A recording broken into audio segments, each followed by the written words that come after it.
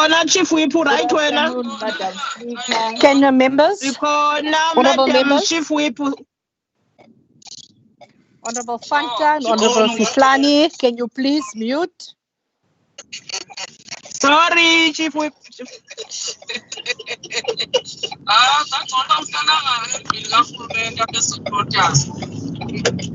Honorable Fanta, Honorable Fihlani, can you please mute? Can all members please mute? Can the Premier please mute? All those members that are not, can you please mute? Okay.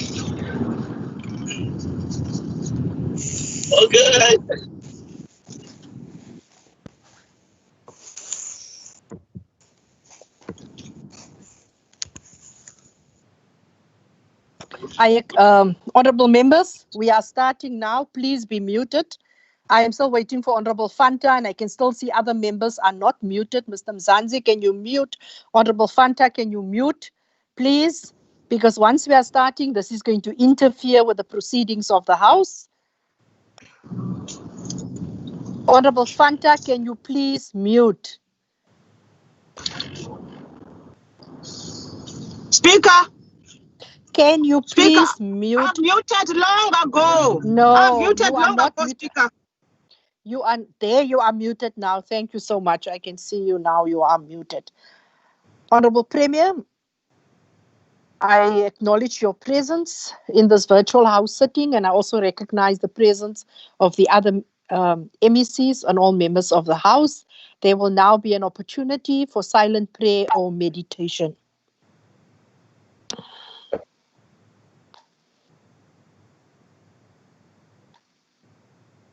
Thank you.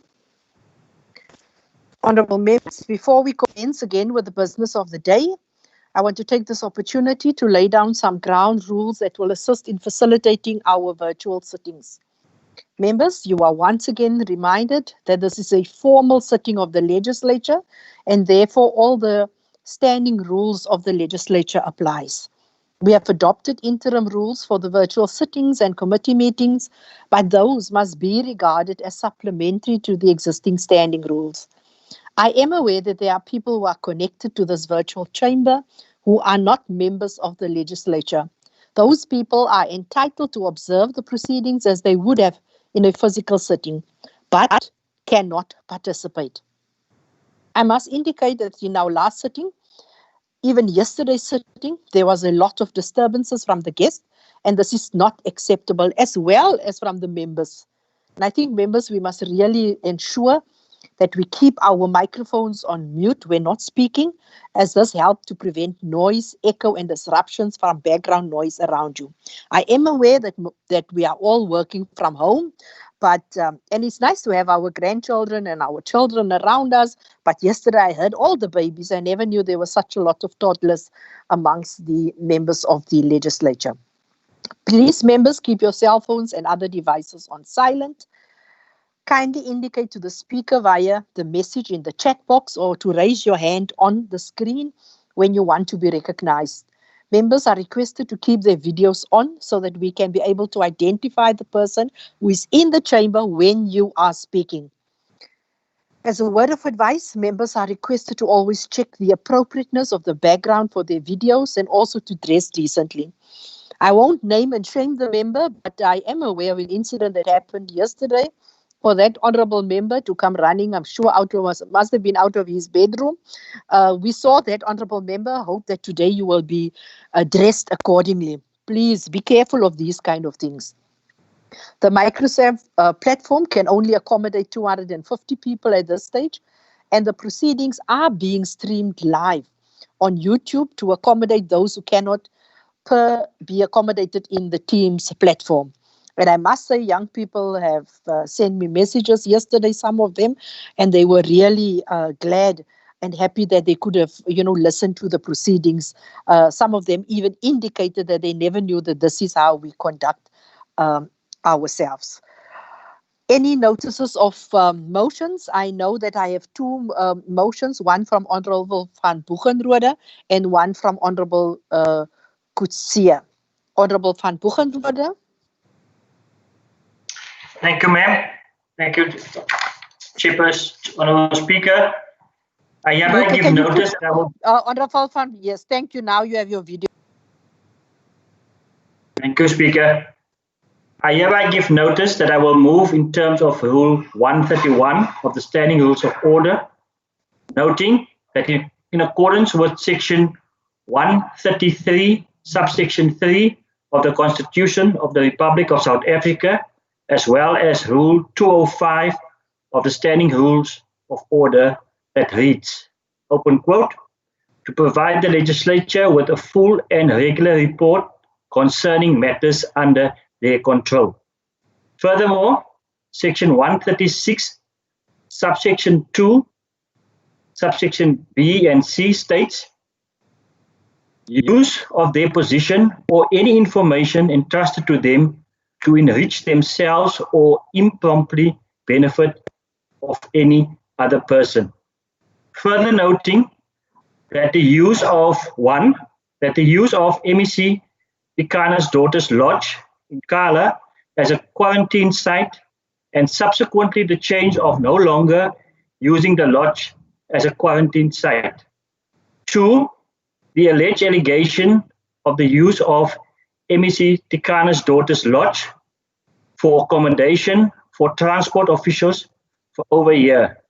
3, the alleged allegation of the Department of Transport paying inflated prices for hand sanitizer. 4, the alleged allegation of improper procurement of the bail bridge. 5, the alleged allegation of improper conduct in the expenditure of funeral service for the Santana bus accident victims. 6, failing to act on a PSC report. 7, the dark cloud at the department.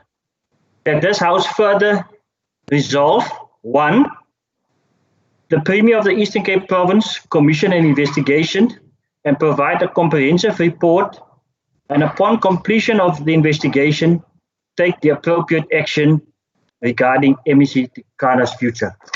2, that the findings of the investigation be made available to the Portfolio Committee of Transport as a matter of urgency. I so move.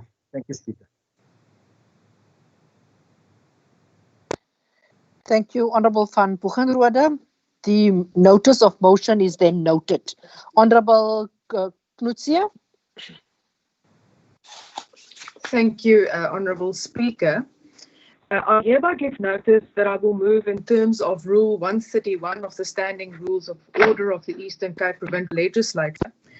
Number 1, noting that the High Court on the 21st of May 2020, that the application for leave to appeal the judgment of the same court in January of 2020, which was to have the Council of Makana dissolved, dismissed with costs.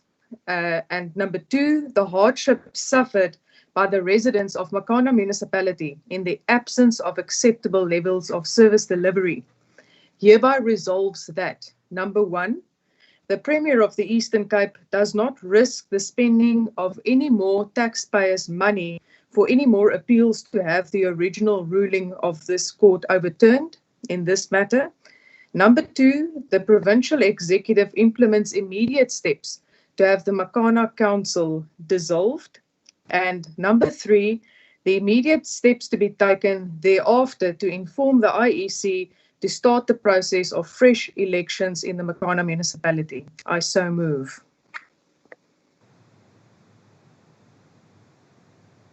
Thank you, Honorable Knutsia. Noted. You can switch off your mic, Honorable Knutsia. Thank you so much. Honorable members, before we start the day, I think just a few words. There will be no member statements for today. That was the agreement in the WIPS committee. Also, that we will be dealing with all of the questions on the question paper that I have agreed that we deal and put all of those behind us. But I think also I just need to raise with you that I have been fortunate today to be part of the oversight visit that we had done.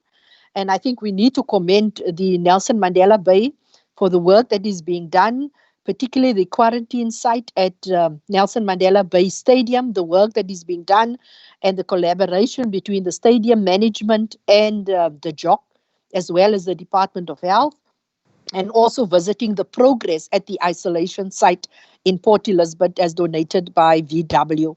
I think it again shows us that working together, we can do so much more, that the partnership is what is going to drive and carry us through this pandemic, as we are all connected and committed in ensuring that we come to terms and fight the COVID-19. So well done also to the business community of Nelson Mandela Bay, coming together, the business chambers, the citizens of Nelson Mandela Bay. Let's support all of these endeavors and let's make sure that our people understand why they need to be quarantined. It is there for them. Their dignity is taken into consideration, and why people should actually go to these isolation sites. And I think we have a responsibility as the Eastern Cape Provincial Legislature to make sure that we raise the awareness, that we lobby extensively and educate people in this respect. We will now go over to the order paper, the questions, and let me just go out here and just quickly get the questions that is there so that I can go to them, and we will then start from there. I would also like to request the honorable MECs that when we are dealing with the questions, that we are concise and to the point, obviously, and it has been brought to my attention that all of the members of the executive have complied with the rule to ensure that the written response is with the legislature in time, so there are no outstanding written replies. But please, honorable members, be concise when you are going to respond.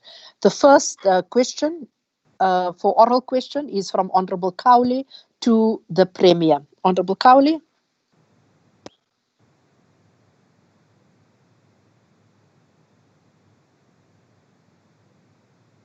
Honorable Cowley. Thank you.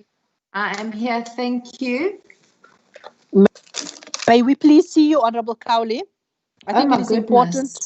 Yes, it is important, Honorable Cowley, because you are also being live streamed, no? Why can I not find the video? Hold on.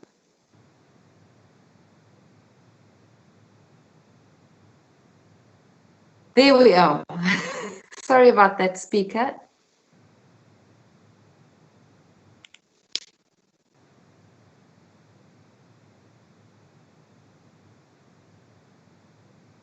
Please, Honorable Cowley, do continue. Honorable Speaker, point of order, please. Yes, Honorable.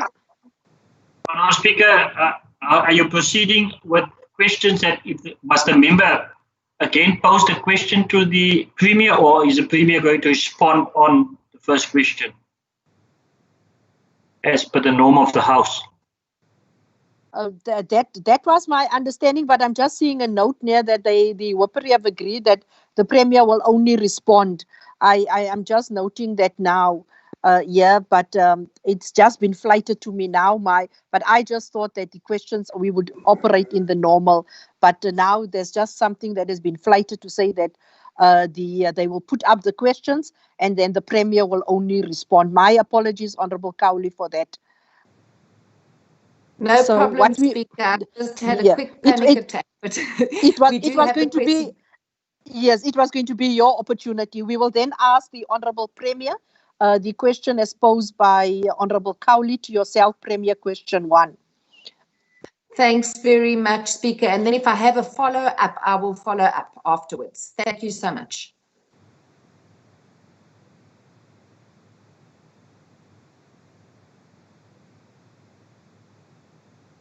Honorable Premier, are you in the House?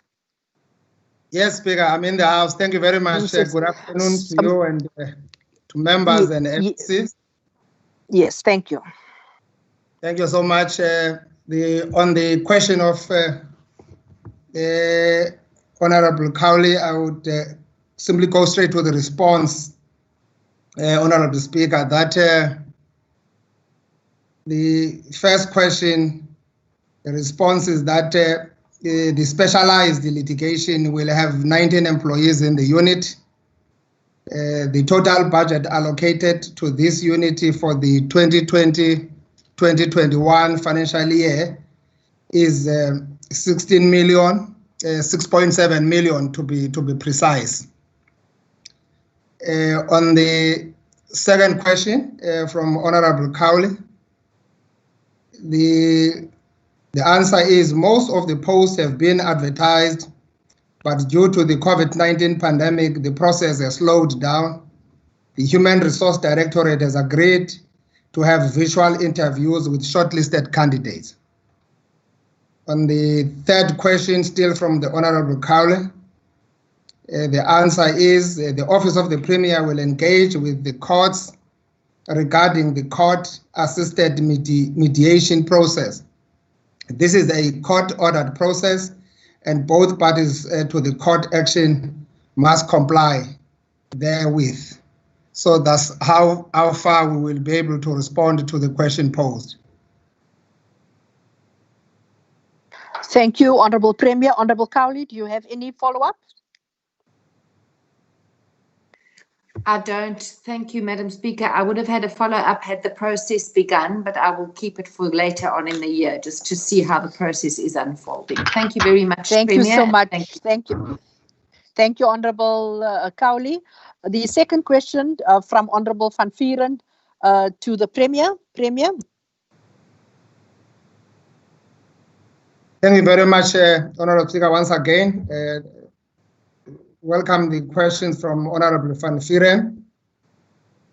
The response to the question, one from the Honorable Van Vuuren, that is the number of verified derelict buildings by the Department of Public Works is 23. The department is currently in the process of verifying all property portfolio, including closed schools, to ascertain the condition of the portfolio. Upon conclusion of the verification exercise, the department will provide the outcome thereof.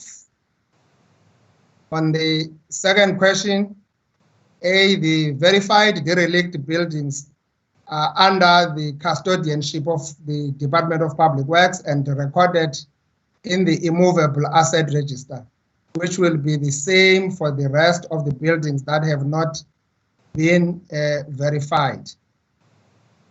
On B, the Department of Public Works does not hand over unutilized buildings owned by the state to departments which can make use of them. Rather, departments are allocated such buildings when there is a need which would have been registered by the user to Department of Public Works through the user asset management plans or formal return request.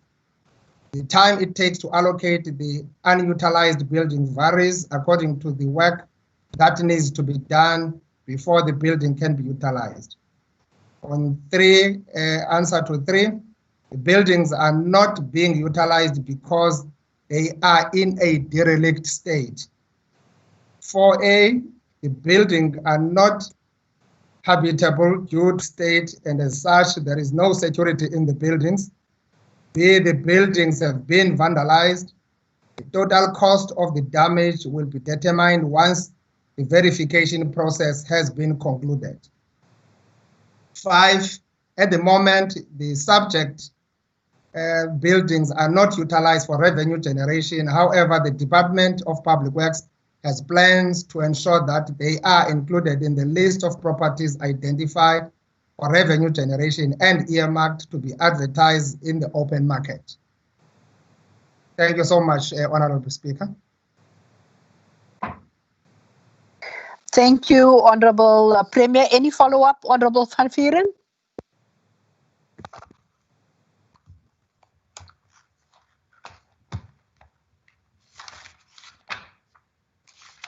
Honorable Van Vuuren, are you there? You were with us this morning, Honorable Van Vuuren, and you rushed back to prepare your follow-up. If Honorable Van Vuuren is not there, we will then move over to question 3 from Honorable Nyalambisa to the Premier. Over to you once again, Premier.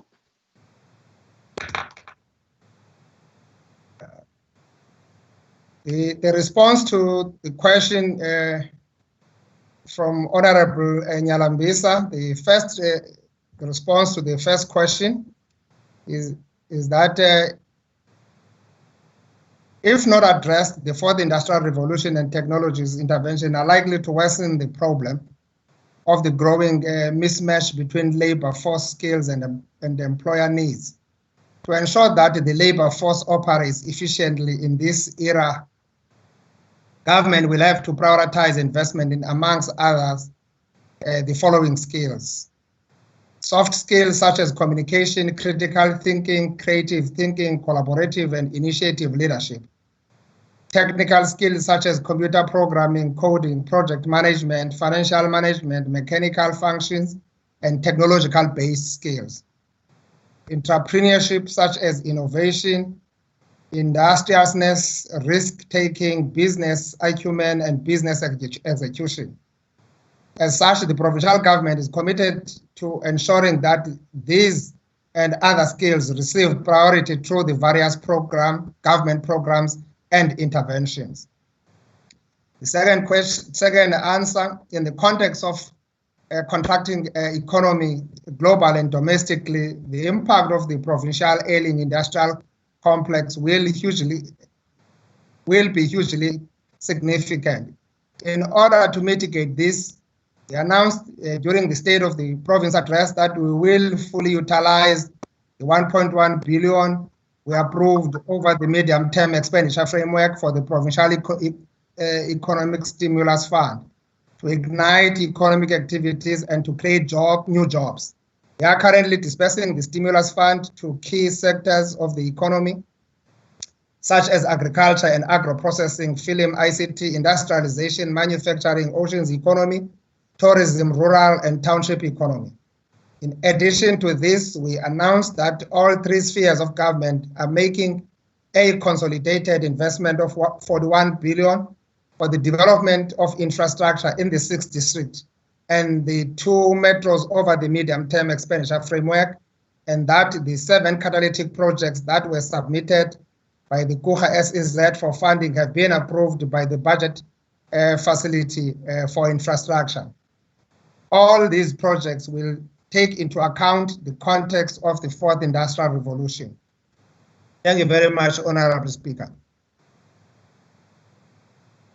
Thank you, Honorable Premier. Honorable Nyalambisa, do you have any follow-ups for Premier? Thank you, Honorable Speaker. Yes, I'm happy with the answers provided by the Honorable Premier Chair. Thank you so much, Honorable. Thank you, Honorable Nyalambisa. We will go to question 4 on the oral questions from Honorable Madgaka to the MEC for Cooperative Governance and Traditional Affairs on MEC Mvoko.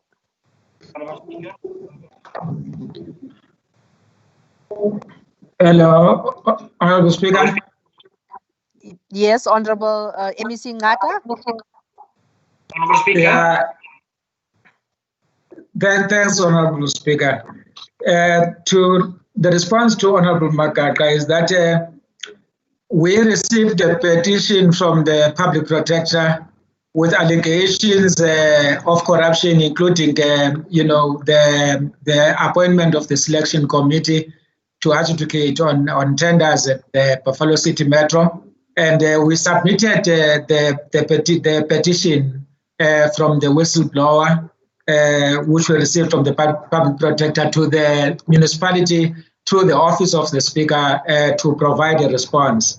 The Speaker requested an extension, which we gave them the extension, and they failed to meet the deadline and submitted the information post the deadline.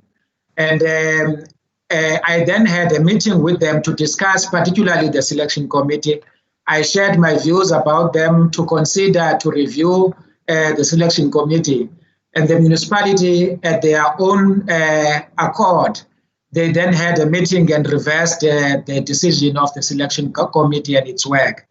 And but then, in order to deal with all these allegations, I decided then to appoint a forensic company to do a forensic investigation there.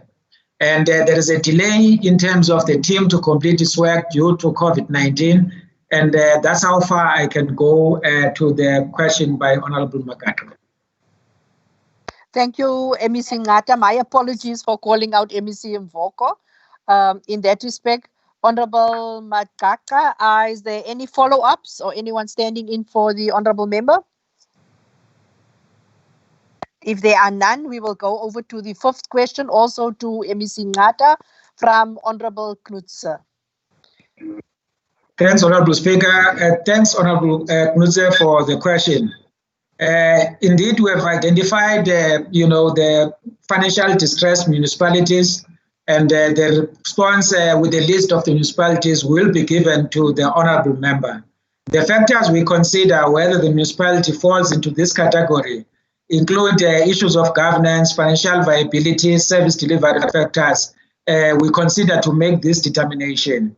And we have requested support in terms of financial support from national government as it relates to this community. We're aware of the figure, but wouldn't want, because the negotiations that are taking place, wouldn't want to divulge the figure at this point, because sometimes it's unwise to negotiate with whoever you're requesting support and negotiate through the media. As the information we table here in this house becomes public information, can be reported by the media. And support, we have been continuing to give support to municipalities, not that we have neglected municipalities. And our support is not only financial to municipalities. And therefore, this kind of financial support is an addition to what the department have been doing over the years. And that's what we are doing as COPTA. And that's all I wish to end, Honorable Speaker, to say that's what the department is doing, and our determination which municipalities fall under this category. Thank you, MEC. Honorable Knudse, any follow-up at this stage? Yes, please, Honourable Speaker. I would just like to find out, the MEC said that I will receive these answers then in full. I just want to know, when will I receive that? MEC, can you give a specific time frame to the Honourable Member? Just now, immediately now, the Honourable Member will receive them by email. Yeah.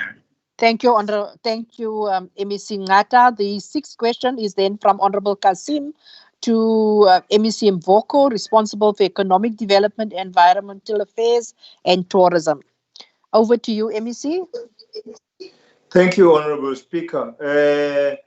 Unfortunately, the question that is being asked regarding the sewage pumps is not located within the Department of Environmental Affairs and Tourism. In fact, all the questions refer to pumps, sewage pumps in the municipalities. I've requested my office to take this question and send it to Honorable Ngata to see if he can get this information, because this information does not easily come, and I do not think municipalities do report even to Honorable Ngata about these pumps. So I will not be in a position to answer about sewage pumps in municipalities. It is not located in the Department of Environmental Affairs and Tourism. Honorable Cassim, you have a response from the MEC.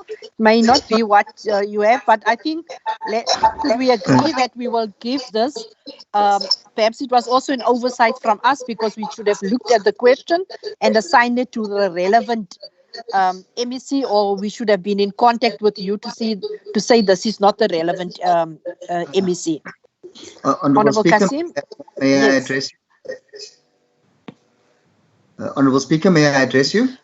I said yes, Honorable Cassim. Thank you, Honorable Speaker. Honorable Speaker, environmental affairs falls under the Department of Economic Development, Environment and Tourism, within the Department of within Environmental Affairs are the environmental inspectors, the EAIs, which are employed by Honorable Mvoko's department, and therefore he cannot claim that this question does not belong in his department, because the continued inability of sewage pumps to operate within the municipalities in the province are currently, as we speak, and for a long time, causing environmental damage. Honorable Cassim, Honorable Cassim, Honorable Honorable Cassim, may I stop you?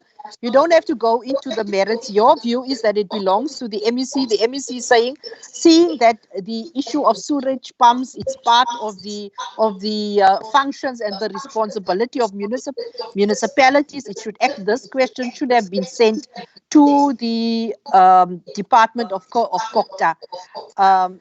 I think we will follow that up we will take the responsibility as the legislature and just make sure that we follow up those issues. And then we will make sure that the respective MEC submits to you a formal response. Can we rest it at that level? Thank you. Thank you. Sorry, thank you. I just asked you a question, Chair. Sorry. We are going to question 7 from Honorable Vimbayo, also to MEC Mvoko. Thank you, Honorable Speaker. Honorable MEC, can you just hold off? I am appealing to members to please mute your phones. We can hear when you are speaking to your family members. We can hear when you are eating. Please, honorable members, respect the rules of this house. We may be a virtual sitting, but our standing rules is still in place. Over to you, MEC Mvoko. Thank you very much, Honorable Speaker. On question 1, Honorable Speaker, we have requested the National Department of Forestry and Fisheries to provide us with the information and the updated information on licenses and the applicable costs attached to acquisition of such licenses. I am certain that as maybe in level 3, they would be responding to us, because the question about small fisheries is a function that is located at the National Department of Forestry and Fisheries, Environment, Forestry and Fisheries. We get invited by the Minister, but we are getting the information on question 1 for Honorable Vimbayo. On question 2, regarding Ebuhlanti, DCMDA, which is the Buffalo City Development Agency, with funding that it got from the Buffalo City Municipality, was supposed to have commenced with the environmental upgrading and cleaning work by the end of March 2020. And it was supposed to have used the SMMEs that are in the agency's database to do this. But we must say that currently the project is not continuing due to lockdown. But the whole project will include the cleaning of the area, the putting of waste bins, revamping the ablutions, repairing the fence, and upgrading of the current pergola. While this work will continue into the next financial period, the agency will look at developing a precinct plan for widening the John Bailey Road and appropriate revamp of the upgrades of the Little Mauritius, Ebuhlanti, the Buccaneers, and Sugar Shack, with the hope that the implementation of will then end in the year 2021-2022. Thank you, Honorable Speaker. Thank you, MEC Mvoko. Honorable Vimbayo, are you any follow-up questions? If Honorable Vimbayo is not there, then we will go to the next question. From Honorable Sondaba, also to MEC Mvoko. Thank you, Honorable Speaker. With regards to the Mzimvubu Dam, we have requested the information that Honorable Sondaba is asking for, because that, as pronounced by the President, this is located with the PICC and National Treasury. So we have requested information regarding Honorable Sondaba's inquiry from both the PICC and National Treasury. As soon as it is we get that information, we will then proceed and send him a proper response. Because his question was whether we could outline the details regarding the funding of the Umzimvubu Dam project. As soon as we get that information, we will send it to Honorable Sondaba. Thank you, Honorable Speaker. Honorable Sondaba. Thank you, Honorable Speaker. I'm satisfied with the response. Thank you. Question 9 from Honorable Cassim to the MEC responsible for education, MEC Gade. Thanks, Honorable Speaker. Question 1, we have a breakdown, Honorable Speaker, of a number of schools that were identified for safe. Alfredo East is 13 schools, Alfredo West is 45 schools, Amatole East is 36 schools, Amatole West is 17 schools, Buffalo City is 16 schools, Chris Hani East is 38 schools, Chris Hani West is 22 schools, Rukabi is 12, OR Tambo Coastal 30, OR Tambo Inland is 33. Honorable Speaker. Question 2 is that out of that 262, we managed to do before February 19 projects out of that safe, which was also handed over in February this year. And question 3 is that the conclusion of these projects depends on the by the DPE. Ours as the Department of Basic Education in the province monitors the execution and the implementation of SAFE in concurrence with the national. The last question, Honorable Speaker, is that this is a national project with funding and budget resides with them as the national DPE. The province is aware that an amount of 700 million was earmarked for the whole country for the safe schools of budget of 2019-2020. The projected budget allocated per province is within the competence of the national DPE as they are managing that particular space. Thanks, Honorable Speaker. Honorable Cassim, any follow-up? Yes. Thank you, Honorable Speaker. I must say it is so lovely to get responses from Honorable Gade. I am so appreciative for the responses. My follow-up question to the Honorable MEC is, MEC, your department the Department of Education was supposed to build 262 schools, and you are saying in that financial year they could only build 19 toilets out of the 262. This in the context where there are over 1,400 schools that have unsafe sanitation in the province. With the rephasing in of school, with learners set to return to school from the 1st of June, in the midst of the coronavirus pandemic and phasing in grade by grade, what plans, if any, does your department have for those learners that are attending one of the over 1,400 schools with unsafe sanitation? Are there any Honorable plans? Cassim? Honorable Cassim, order. That they can be hygienic? Honorable Cassim? Honorable Cassim, remember the follow-up questions in terms of our rules. The follow-up question must be in relation to the question that you have asked. Your question 3 was, by when does the department envisage the project to conclude? But now you are going to another aspect, but you are linking it to this issue of the SAFE project. I understand the linkage, but you can't go there. That means basically you are now formulating a new question to the MEC. If you can just keep your question in line with the questions that you have posed the follow-up, then there would be no problem. Yes, Chair. My question, if I can just put it in one sentence, Chair, because I perhaps you haven't heard the entire question before making a ruling. My question is, if there is so many schools with unsafe sanitation, according to the department, how are children going to return to schools and keep the basic hygiene in the midst of the current coronavirus? That is my question. Are there any plans to deal with it? No, Honorable Cassim, that is a totally new question because it is not linked to any of your questions that is here. You must please look and study how the follow-up question should be done. I will now go over to the next question from Honorable Keleku to the MEC responsible for education, MEC Gade.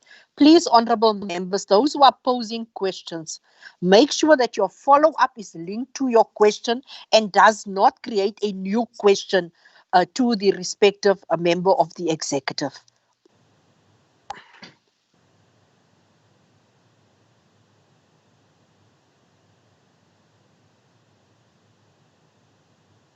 Honorable Gade. Honorable Gade, we are waiting for you for your response on question 10. Yes, Honorable Speaker, the school is part of the affected schools by the storm damaged and could have been addressed through the funding constraints. However, in relation to the abolition facility, the school was included in the 1,598 schools under the SAFE program and is in the first bench of 262 that we were addressing in the latter question of Honorable Cassim. The SAFE program that is currently in process through the DPE. Thanks, Honorable Speaker. Thank you, Honorable MEC. Honorable Keleku, are you any follow-ups for us?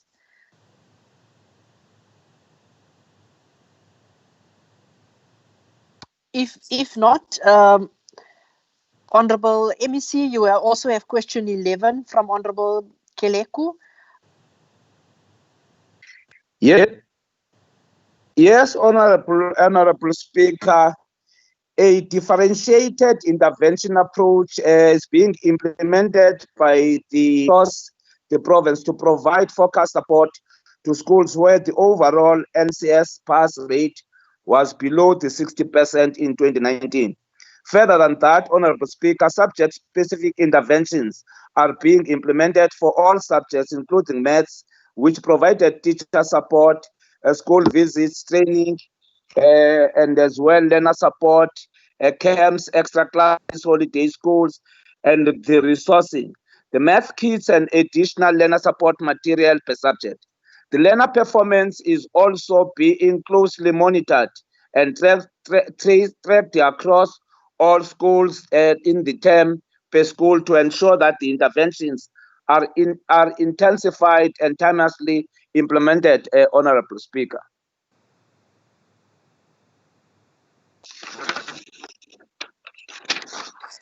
Thank you, Honorable Speaker. Again, Honorable Speaker, on the latter part, no shortages of math and science teachers have been identified at beginning the start of 2020. And Math Goniwe and Funza Luchaka bursaries holders are actively recruited to fill in the maths post across the provinces for even the schools that have not been identified via that report and question. And a stipend is currently paid in relation to geographical location and distances, retaining subject teachers, inclusive mathematics and rural schools. Honorable Speaker. Thank you, Honorable Speaker. Thank you, MEC, for responding to the full question. Any follow-up from Honorable Keleku? Members, I would just like to bring your attention, you know, the rule applies that if you are not in the house and you've not assigned anyone to speak on your behalf, ideally, I think the officials must just note for future, then that question cannot be posed, cannot be responded to. but we will just from Honorable Damase to the MEC responsible for education. Over to you again, MEC Gade. Thanks, Honorable Speaker.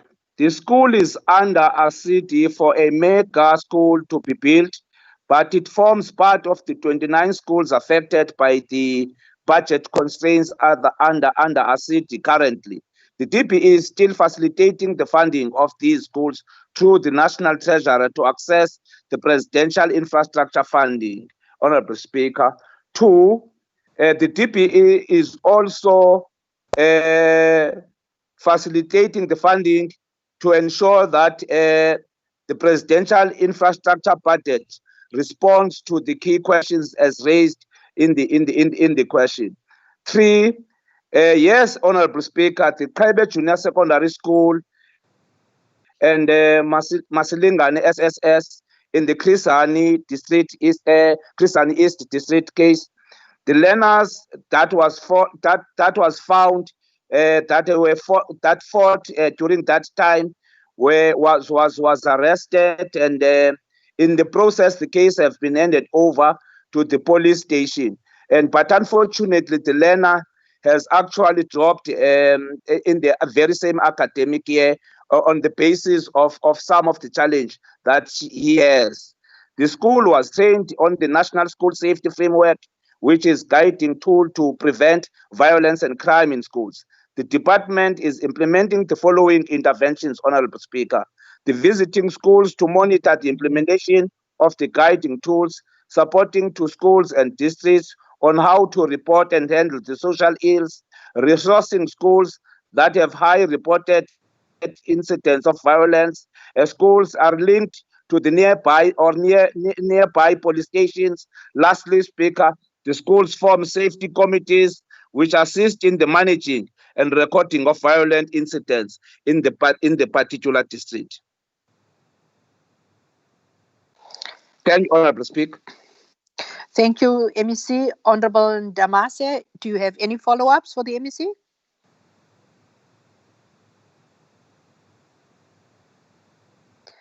Can we then go to question 13, also from Honorable Damase to the MEC responsible for education? Yes, Honorable Speaker. The school has received 32 toilets in 2012 under the infrastructure program. These toilets have not been kept in a full functional condition by the very same school.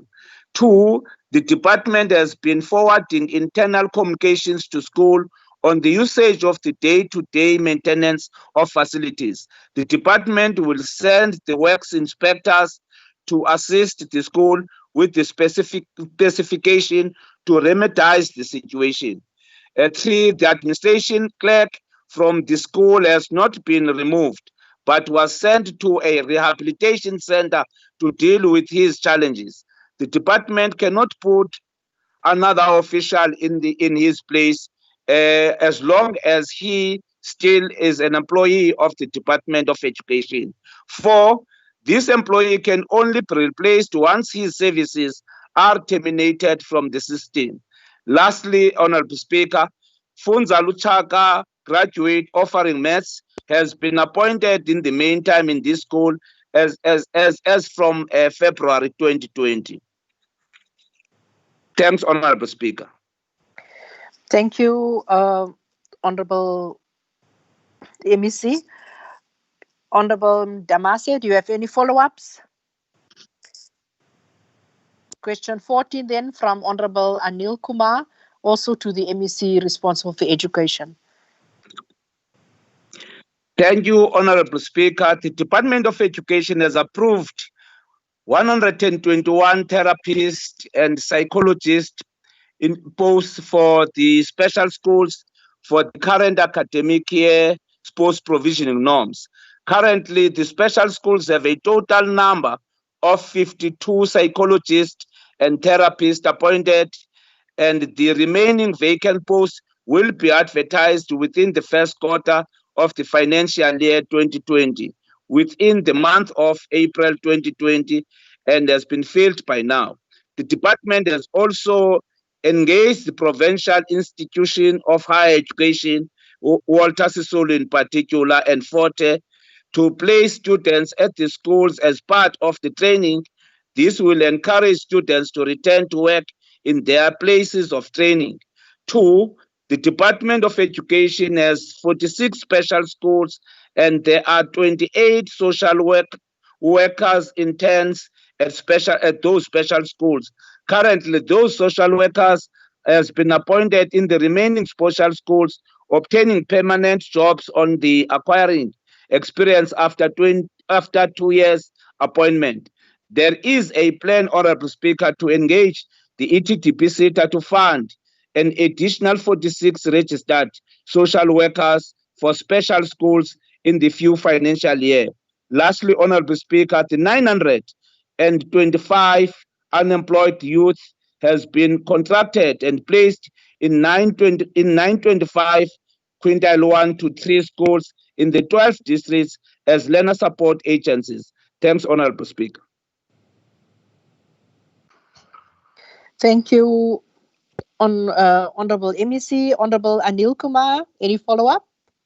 No, Honorable Speaker, I'm satisfied with the response. Thank you. We will then go to question 15, also from Honorable Anil Kumar, again to the MEC for Education.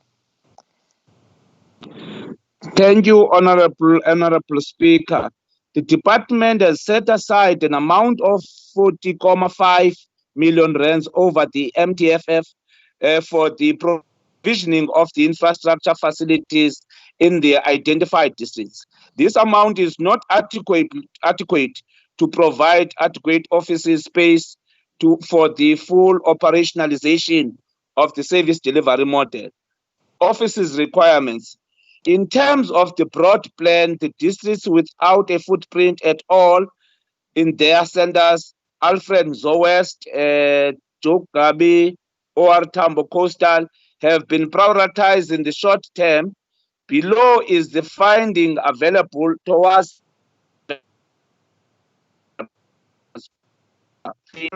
in 5 million rands has been set aside 2020-2021 financial year. 15 million has been set aside for 2021-2022 financial year.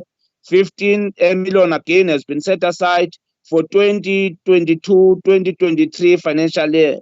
In Alfred Nzo West, an assessment of Lubazi SPS for its possible conversion to a district office has been concluded. It is scheduled that the district office relocated to the new site at the end of the 2020 academic year, as it has been a crisis because the office we had was in Mount Fred then, but the reallocation of the district that put it into Mount Elif has created that. Thank you, Honorable Speaker. Thank you, Honorable MEC. Any follow-up, Honorable Anil Kumar? No, thank you, Honorable Speaker. I'm happy with the responses. Thank you. We will then go to 16 from Honorable Tuabo also to MEC of Education. MEC Thank you, Honorable Speaker. The redeployment process is a complex which involves person to post matching and considering profiles of educators and vacancies. Most educators who are additionally to the staff establishment do not match the profiles of available vacancies, and this make it difficult to complete. 2, the district task team is adequately functional, and they made some good progress since the January 2020 school visit. At the time of the visit, the district had placed 70 additional educators. That number has since grown to 10, and this work is performed by the district task team. Lastly, Honorable Speaker, all district offices have been given delegation post level 1 educators. The head and the deputy to ensure that of these is levels speedily. The district has managed to appoint 61 post level 1 educators, of which are from the Funza Luchaka and 21 from the NASFAS bursary holders. in the current financial year. The department has also issued bulletins for the promotion post in these districts and advertised 11 principals posts and 20 HODs posts. Thanks, Honorable Speaker. Thanks, Honorable Speaker.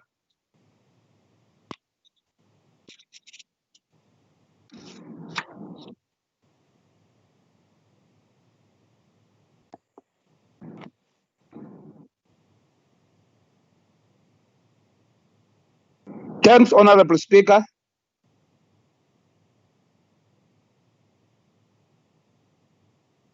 Honorable Speaker.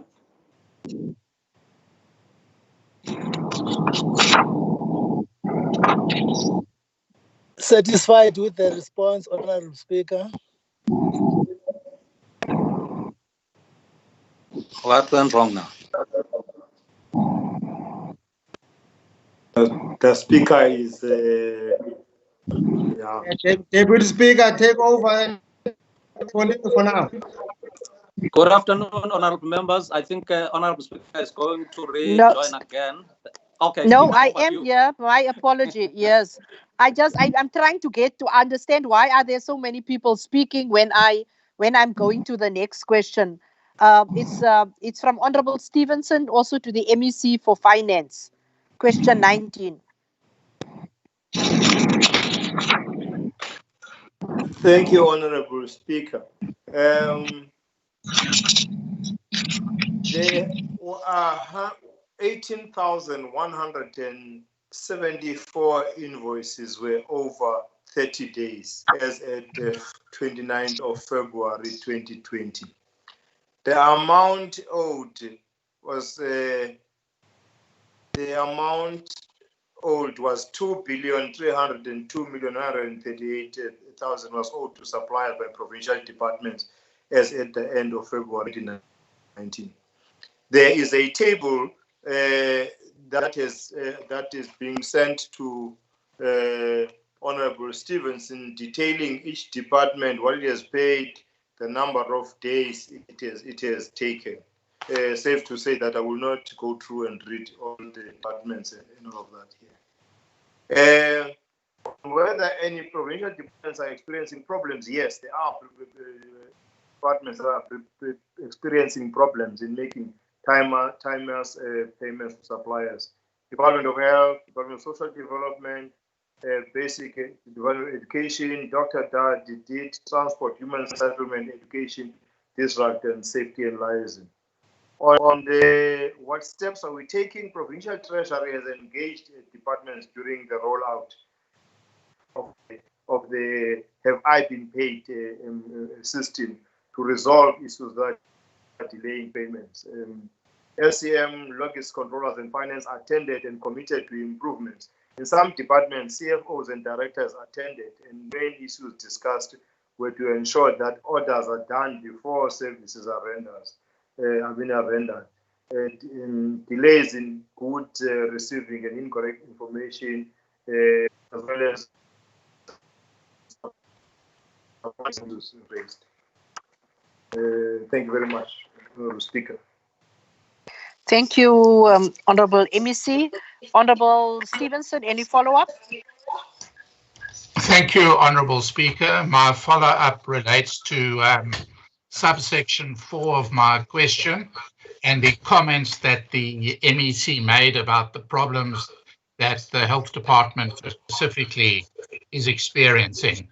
My follow-up question then, are the amounts owed by the Health Department to suppliers, is the total amount, is it increasing or decreasing?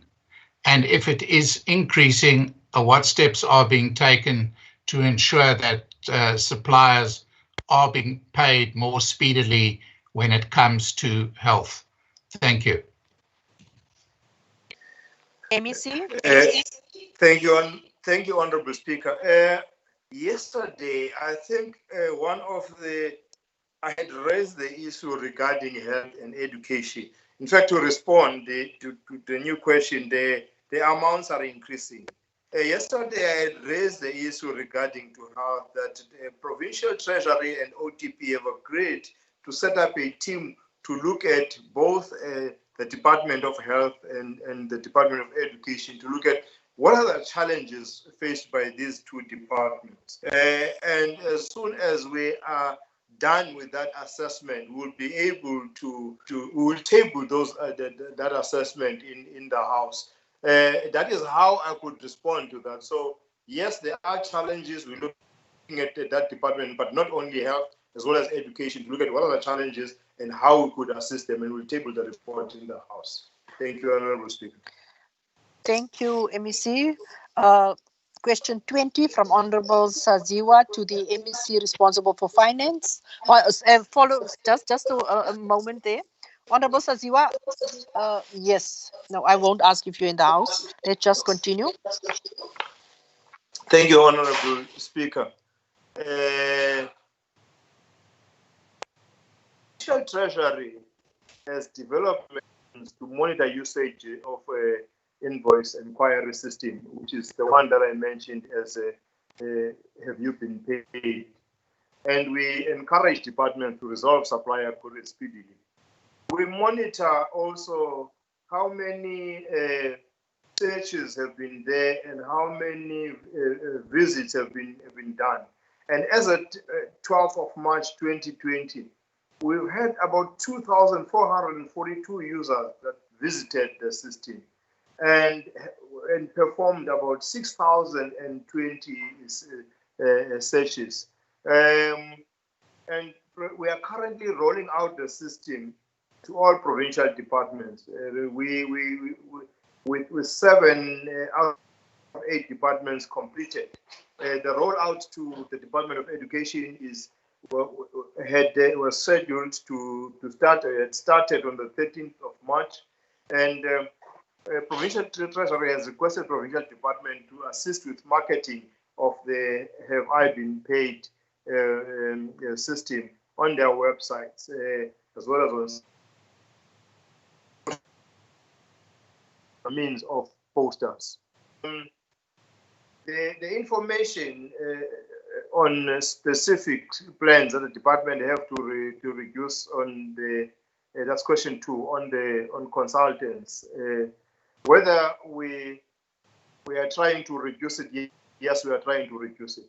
But I must say upfront that there are areas where we are still going to have consulted for a longer period. Office of the Premier's budget has budgeted about 11.594 million, which is mainly on project management relating to HR disciplinary process, infrastructure support, forensic investigations, Amatola water for Makana water crisis, legacy projects for youth and anti-corruption training for the province. And some of these projects will not be discontinued in the 2021 financial year. In areas like infrastructure support, a full-time person will be appointed instead of a consultant. So you would find that in that office, you're still going to have a consultant in the areas mentioned. So it goes, if you go to health, public works. MEC, I think you've answered the question. Okay. Yes, Honourable Saziwa, is there any follow-ups? No, Honourable Speaker, I'm satisfied with the responses. Thank you. Thank you so much, Honourable Saziwa. We'll go to question 21. Honourable Fishlani, also for the MEC responsible for finance. Thank you, Honourable Speaker. Provincial Treasury has embarked on a project to clear irregular expenditure incurred by the various departments by assisting the departments in analyzing their irregular expenditure, assisting them by assessing applications, also assessing applications for condonations and providing recommendations on whether the application is supported or not. Now, since the financial year of 14 and 15, when the project started to date, irregular expenditure, the amount of 7.332 billion has been condoned by National Treasury and the Provincial Treasury. Currently, Provincial Treasury meets on a weekly basis to discuss the applications and provide recommendations to the accounting officer. Furthermore, the department is in the process of procuring a service provider to assist the two departments with the highest balances of irregular expenditure, which is Education and Public Works, to fast-track the process of analyzing and preparing applications for condonation of the irregular expenditure cases that have not been submitted for condonation to provincial treasurer.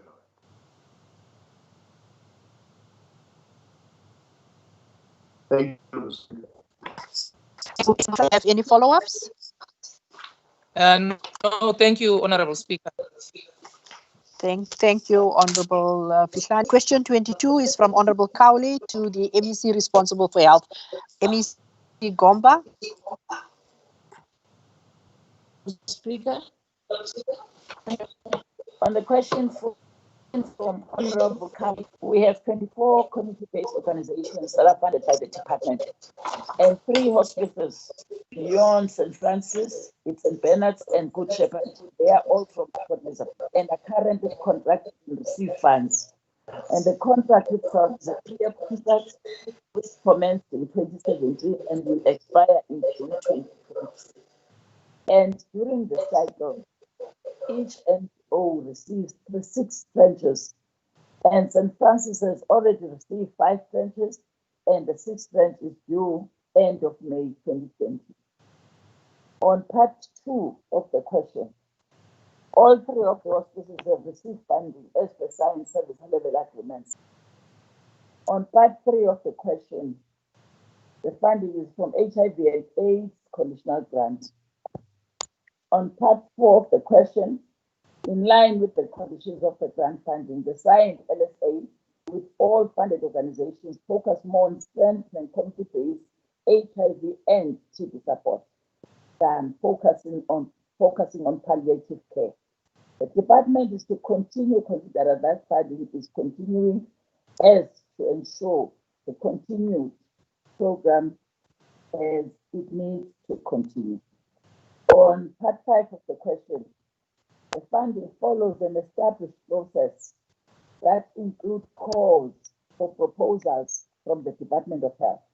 It is only those organizations who have been successful throughout all the stages of the funding that are contacted.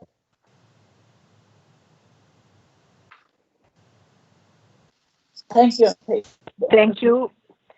Thank you, MEC. Honorable Cowley, any follow-up? No, thank you, Speaker. Hear very clearly, but I think I was so much. Thank you, Honorable Cowley. We move to question 23 from Honorable Pongo, also to the MEC responsible for health. Over to you, MEC.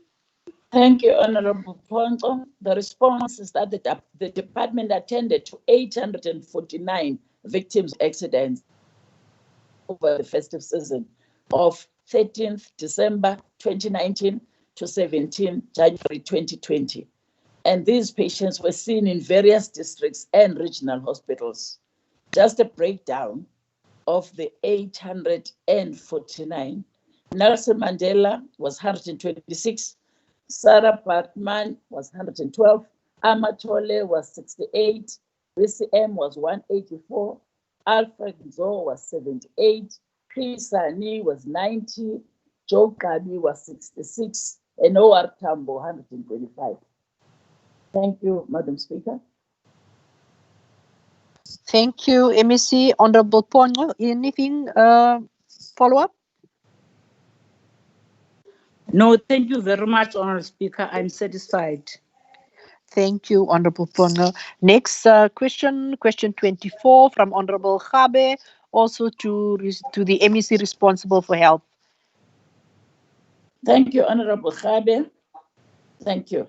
The response is that during the period under review, which of course shall only be ending now, the department, through its implementing agent, Kucha Development Corporation, implemented the construction of 4 new clinics. And the clinic constructed in the village of Hambeck achieved the contractual milestone of practical completion only last year. And the Kaibe Clinic was completed and it had challenges as it was completed in 2017, but was only partially commissioned due to the use of a temporary electrical bulk supply line due to the delay in the permanent ESCOM connection. And the permanent connection was installed late last year. The Nkwenkwana and the Sikoba clinics were supposed to have been completed by 30th October 2018, but due to the default of the contractor who was responsible for both clinics, the milestone of practical completion was not achieved, and the contractor was subsequently terminated by the CGC. At the time of termination, both projects were 95% complete, and replacement contracts have now been procured by CGC, and the completion and commissioning is anticipated during the second quarter of 2020-21 financial year. On the second part of the question, the additional cost to complete the Isikoba clinic is 2.6 million, and for the Nkwenkwana clinic, 1.76 million, which include certain remedial work and escalation.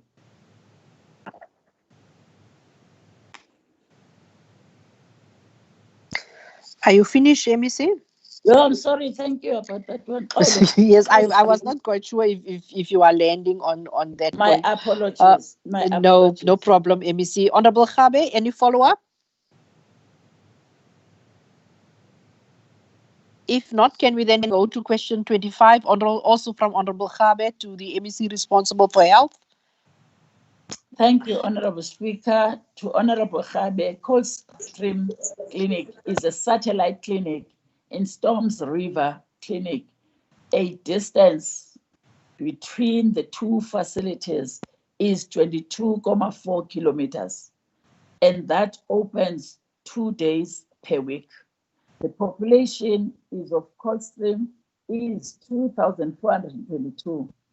This does not meet the ICSR spatial norms for a 5-day facility. Part 2 of a question is the newly established ward-based primary health care outreach team in the Gama area from Sandrift to Storms River assists in the Coldstream with community outreach programs. And Coldstream itself is in Wat,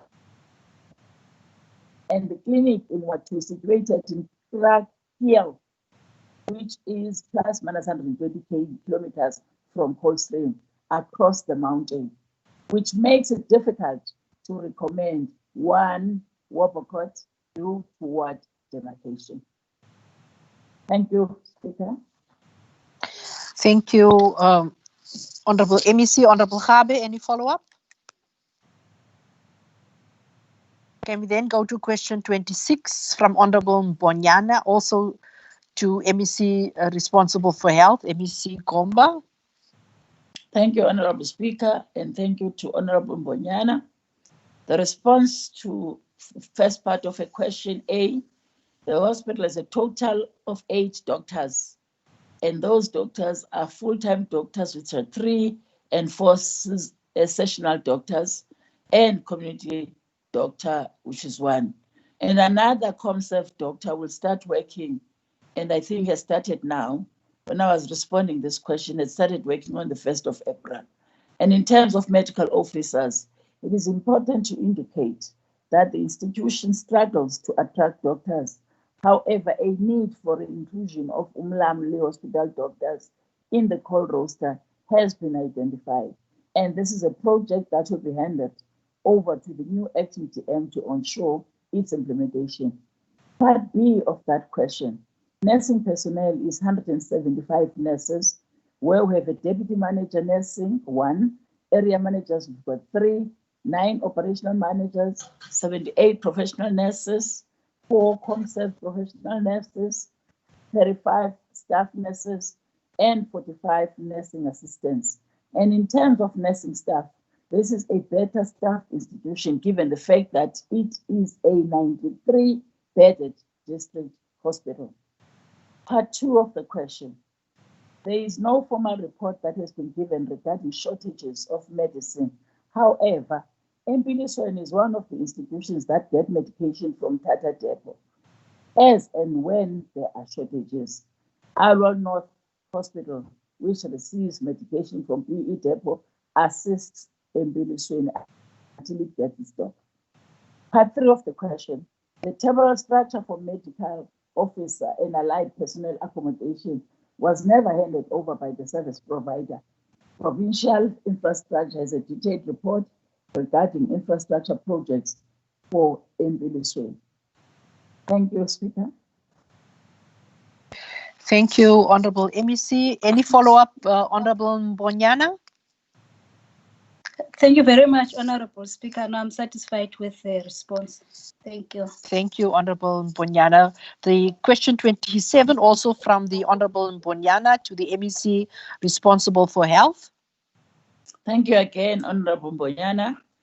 The response, Madam Speaker, is that the department, together with Public Works, Build Environmental Professionals, did an inspection and assessment of the building, which was reported to have a collapsed roof. The professionals found that it was only a ceiling panel that fell and not the roof itself. The building where the ceiling panel fell is currently unoccupied and not in danger of imminent collapse. An engineering certificate to that effect was issued by the professional engineer. On section 2 of her question, the department plans to demolish the existing unoccupied wing of the hospital, which is not fit for use, and has allocated budget over the MTF to rebuild the demolished part of an estimated cost of 40 million. Construction is estimated to start in the fourth quarter of 2021 financial year, and it is anticipated to take 23 months to complete. Proof of that is that it was mentioned yesterday. Thank you, Speaker. Thank you, Honorable MEC. Honorable Mbonyana, any follow-ups? Thank you very much, Honorable Speaker. I am satisfied with the responses. Thank you. Thank you so much. Question 28 from Honorable Dimasa to the MEC responsible for health. Thank you, Honorable Speaker, and thank you, Honorable Dimasa. The response, Madam Speaker, is that the collection of screening data from learners is not satisfied by sex. No, sorry, stratified, not satisfied, is not stratified by sex, and is therefore reported for both males and females. And a total of 110 711 learners were screened between April 2019 and January 2020. And HPV is a cervical cancer prevention vaccine, and it was administered to 68,025 grade 4 girl learners. As the province, we reached the 91% against the targeted 80%. Thanks, Madam Speaker. Thank you, Honorable MEC. Honorable Dimasa, do you have any follow-ups? No, thanks. Thanks, Honorable. Fine with the response. The person Thanks, who's Honorable Speaker. thank you, Honorable Dimasa. Can we please appeal to the person or the member whose mic is on to please mute? Can the members all please mute? Please. Question 29 from Honorable Dimasa, also to the MEC responsible for health.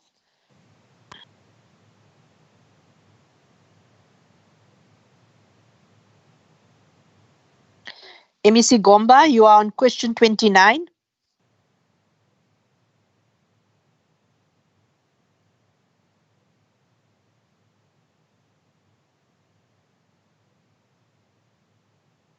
MEC Gomba. MEC. Oh, hello. I Yes, didn't you mute are to myself. respond. Somebody muted me. Maybe the controls. My apology for that, MEC. You are to respond to question 29 from Honorable Dimasa, please. Thanks, Madam Speaker and Honorable Dimasa. My response, Honorable Speaker, is that the update for the payment of security companies is captured, and you will allow me to read that so that I make sense. And the payments made include February 2020 and the wage increase. The follow-up is being on institutions and districts which do not have budgets to pay, and the head office will assist these districts and institutions. Clarity would be Alfredo, and the securities are PICO, Business Zone, Bryce Security, and all those have been paid in February, and the wage increases have been done. Amatole District is the tax security paid in February also, and the increases. In Buffalo City, there's tax security and PICO.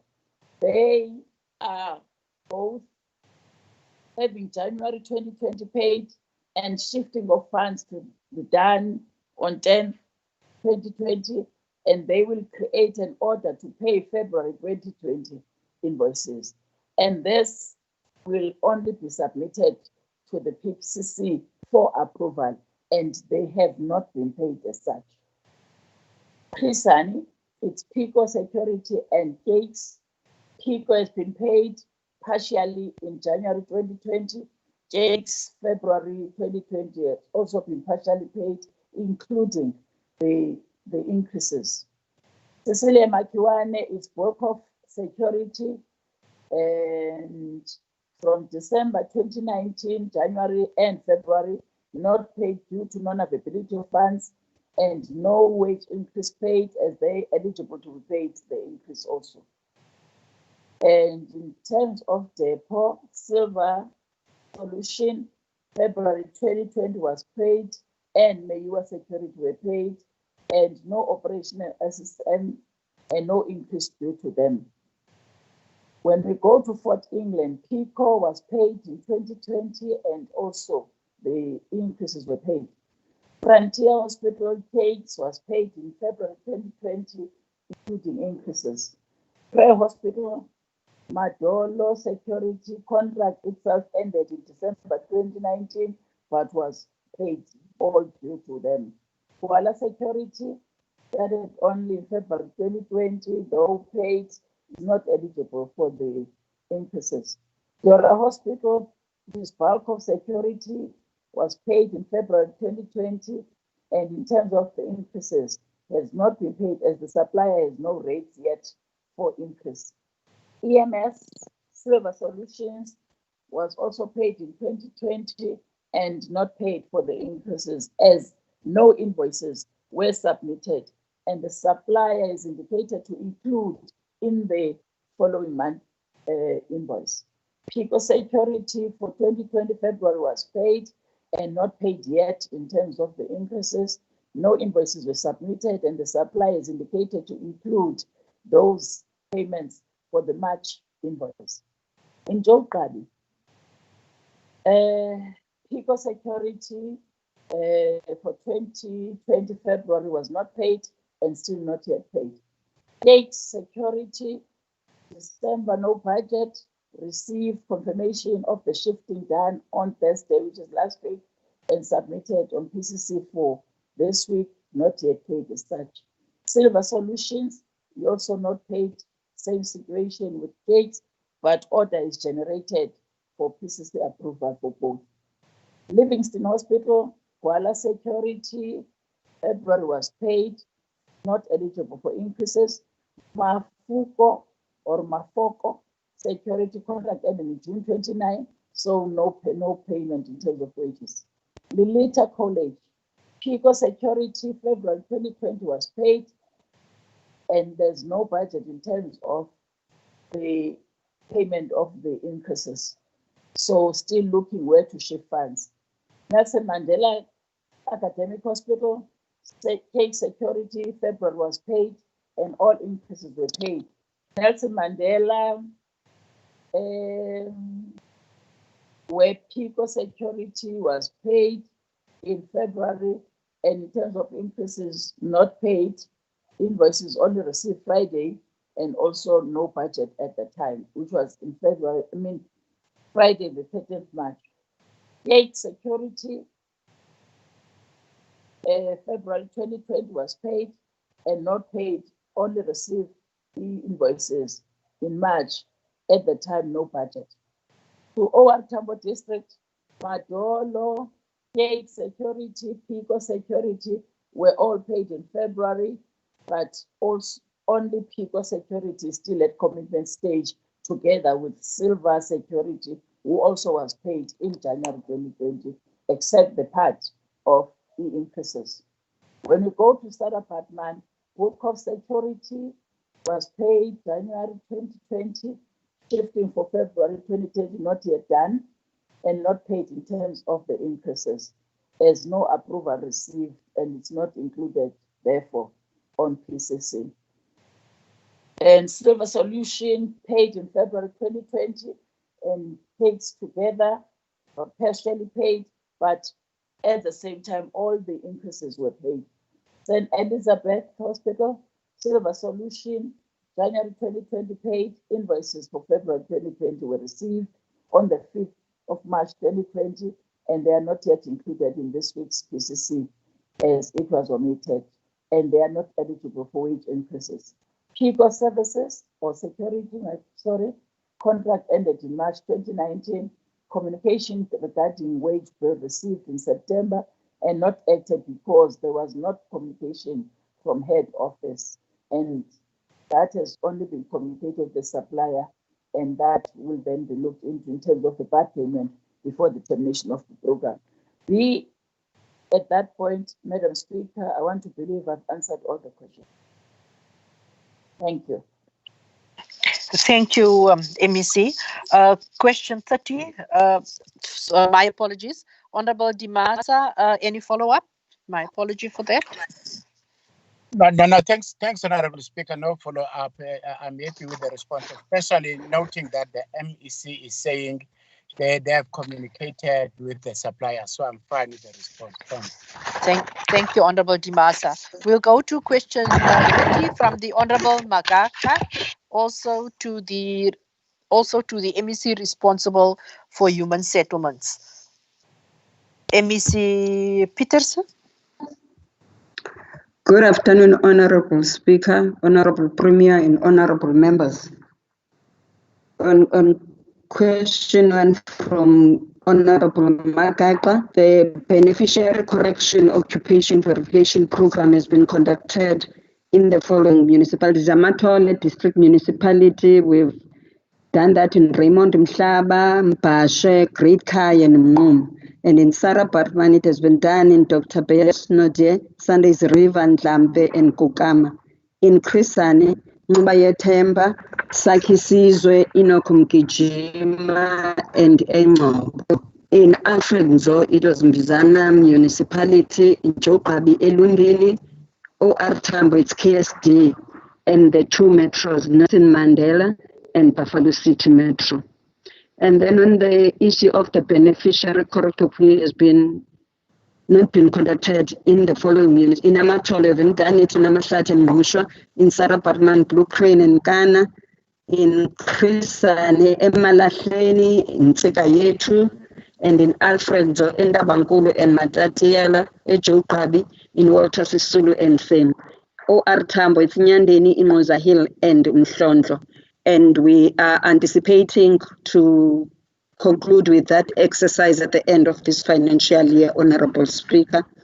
On the second question, the recommendations that we make after the beneficiary correct occupation, we, as the department, we investigate the validity of the illegal sales by verifying on the HSS, and also in the municipalities where there is a title deed, we act, and the municipality, we ask the municipality to act and evict an illegal occupant of the house. And also the other recommendation that we give to municipalities on the utilization of houses as business sites, we've advised municipalities to enforce their bylaws. On the issue of the Honorable MEC, your sound, Honorable MEC, your sound is not very audible. Your sound is not audible. You are breaking up. Can you hear me now? That Can you hear sounds me a bit now, better. Honorable That Speaker? sounds. So should I start from the first question, Speaker? No, just conclude. Please conclude. Thank you, Honorable Speaker. And I was saying, Speaker, on the where there is a missing beneficiary, we advise municipalities and guide them to utilize the policy on tracing missing beneficiaries. And if we do not get the beneficiary, we also advise municipalities sometimes to give over the house to other beneficiaries that are on the list. And then on the rented houses, the person who's renting, we advise them to submit the legal contract so that as the department can be able to discuss with the beneficiary to find out the reasons why is the beneficiary renting out the house. And also when the person who's renting the house, the renter didn't know the owner, we ask the renter to give us an affidavit ayoyenza emapoliseni to tell us that he doesn't know and she doesn't know who's the owner of the house, so that we can make a follow-up on that one. Where the original beneficiary is deceased and the house is occupied by a family member, we advise them to visit the state magistrate for assistance on the changing process of ownership from the deceased to the rightful heir. And the intent is that when the executor must appoint the person who will take the estate of the deceased. And then that person, that beneficiary, can change the title deed from the deceased to the rightful heir that is been appointed by the executor. But we also advise families to come together and sit and agree before they even go to the magistrate, to the estate magistrate. And then on the last question that was asked by Honorable Magaka, but the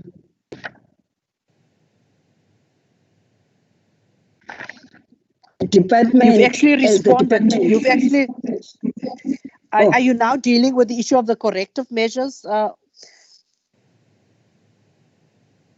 We've dealt with the corrective measures yes. on the recommendations, Honorable Chair, and the recommendations and the corrective measure. The corrective measure is that as the department, we support municipalities and hold consultative meetings on an ongoing basis to the recommendations that we have given to the municipality. That's all, Honorable Speaker. Thank you, Honorable MEC. Honorable Magaka, any follow-up? Speaker, good afternoon. I don't have any follow-up with the MEC currently. Thank you. Thanks. Thank you so much, Honorable Member. Honorable members, I am looking at the time now. We gave an undertaking that we want to conclude the 50 questions. But it is now 15:33 and we have only done 30 questions. There's still 20 questions. That means we need about another hour and a half to conclude the questions. I am appealing to members that have had questions that all the responses are in, that has been confirmed, and those responses will then be given to members. So to allow us to conclude the business of the House. Otherwise, it means that we will only finish here around 2000 hours tonight.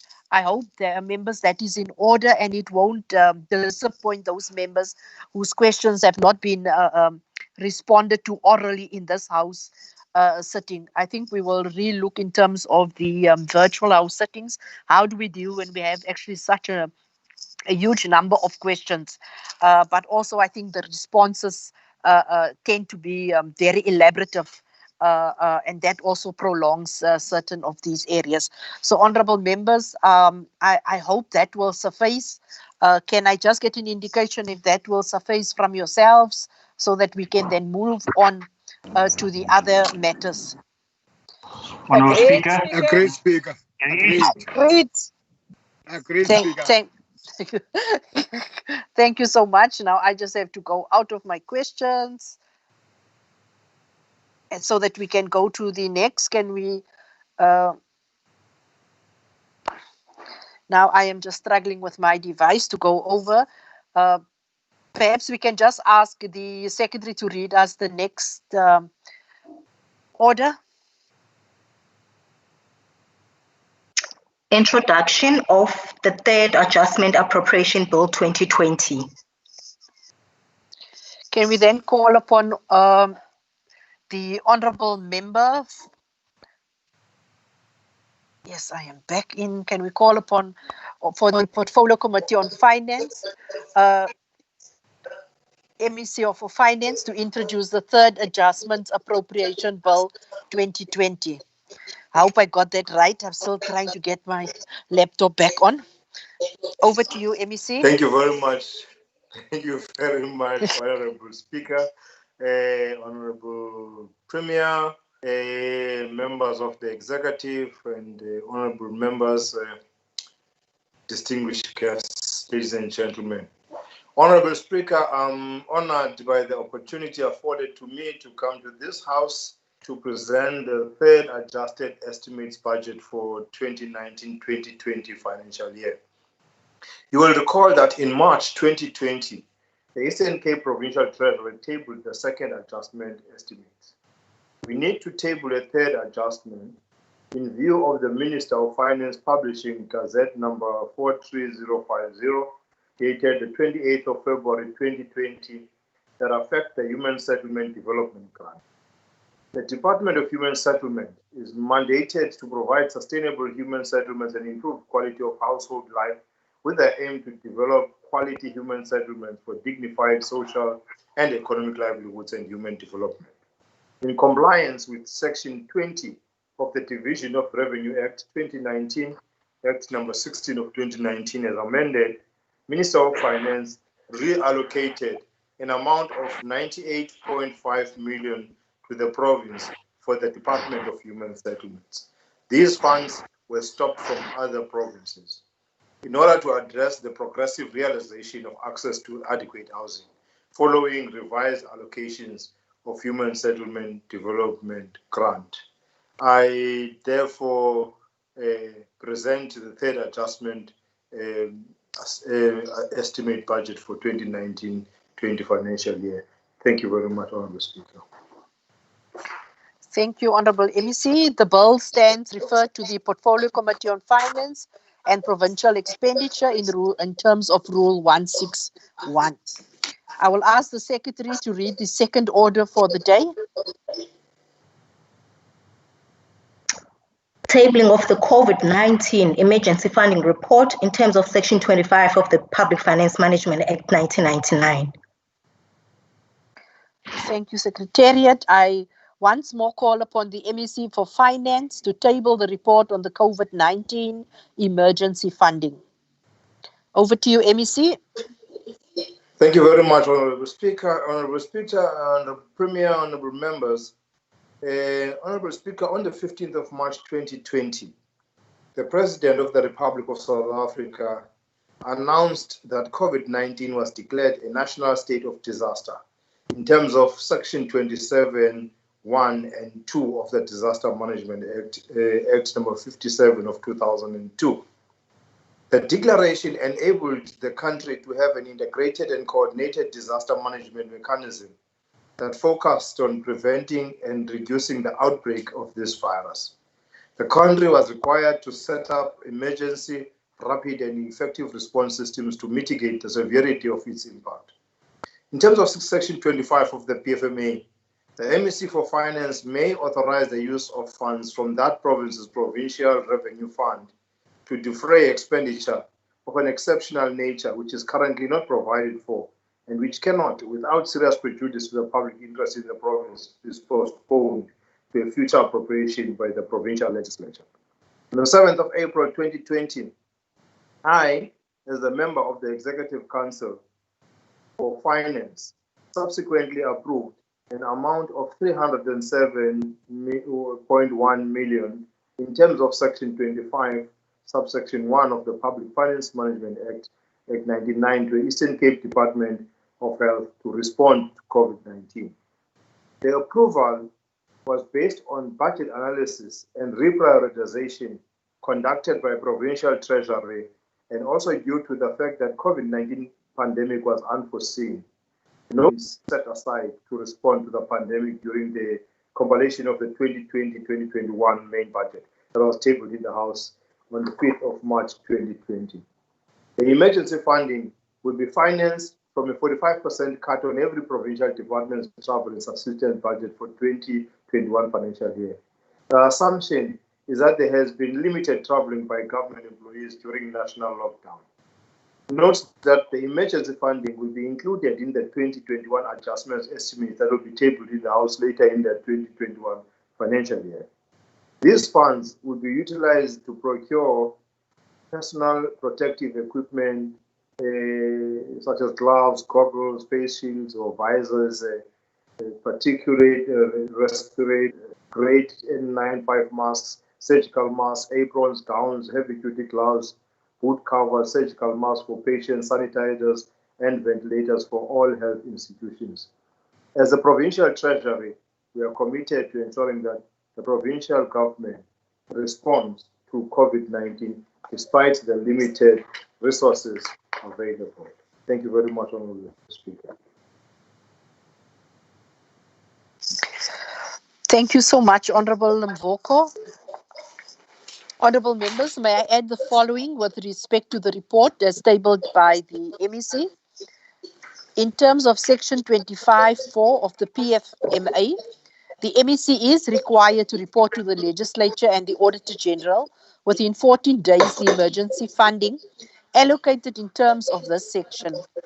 I confirm that the report has been sent to my office within 14 days as required by Section 25(4). Furthermore, members are requested to note that the amount that has been tabled by the MEC is not part of the appropriation bill before the Legislature. It will be passed as introduced. The emergency funds will be appropriated later on in the year, and for this purpose, an adjustment appropriation bill must be introduced to this House. This is in line with Section 25(6) of the PFMA. Lastly, in terms of Section 25(5) of the PFMA, the report tabled by the MEC must be made public. The MEC is reminded of this responsibility, and it will be appreciated if the evidence of the compliance with Section 25(5)(a) is provided to the Legislature for oversight purposes.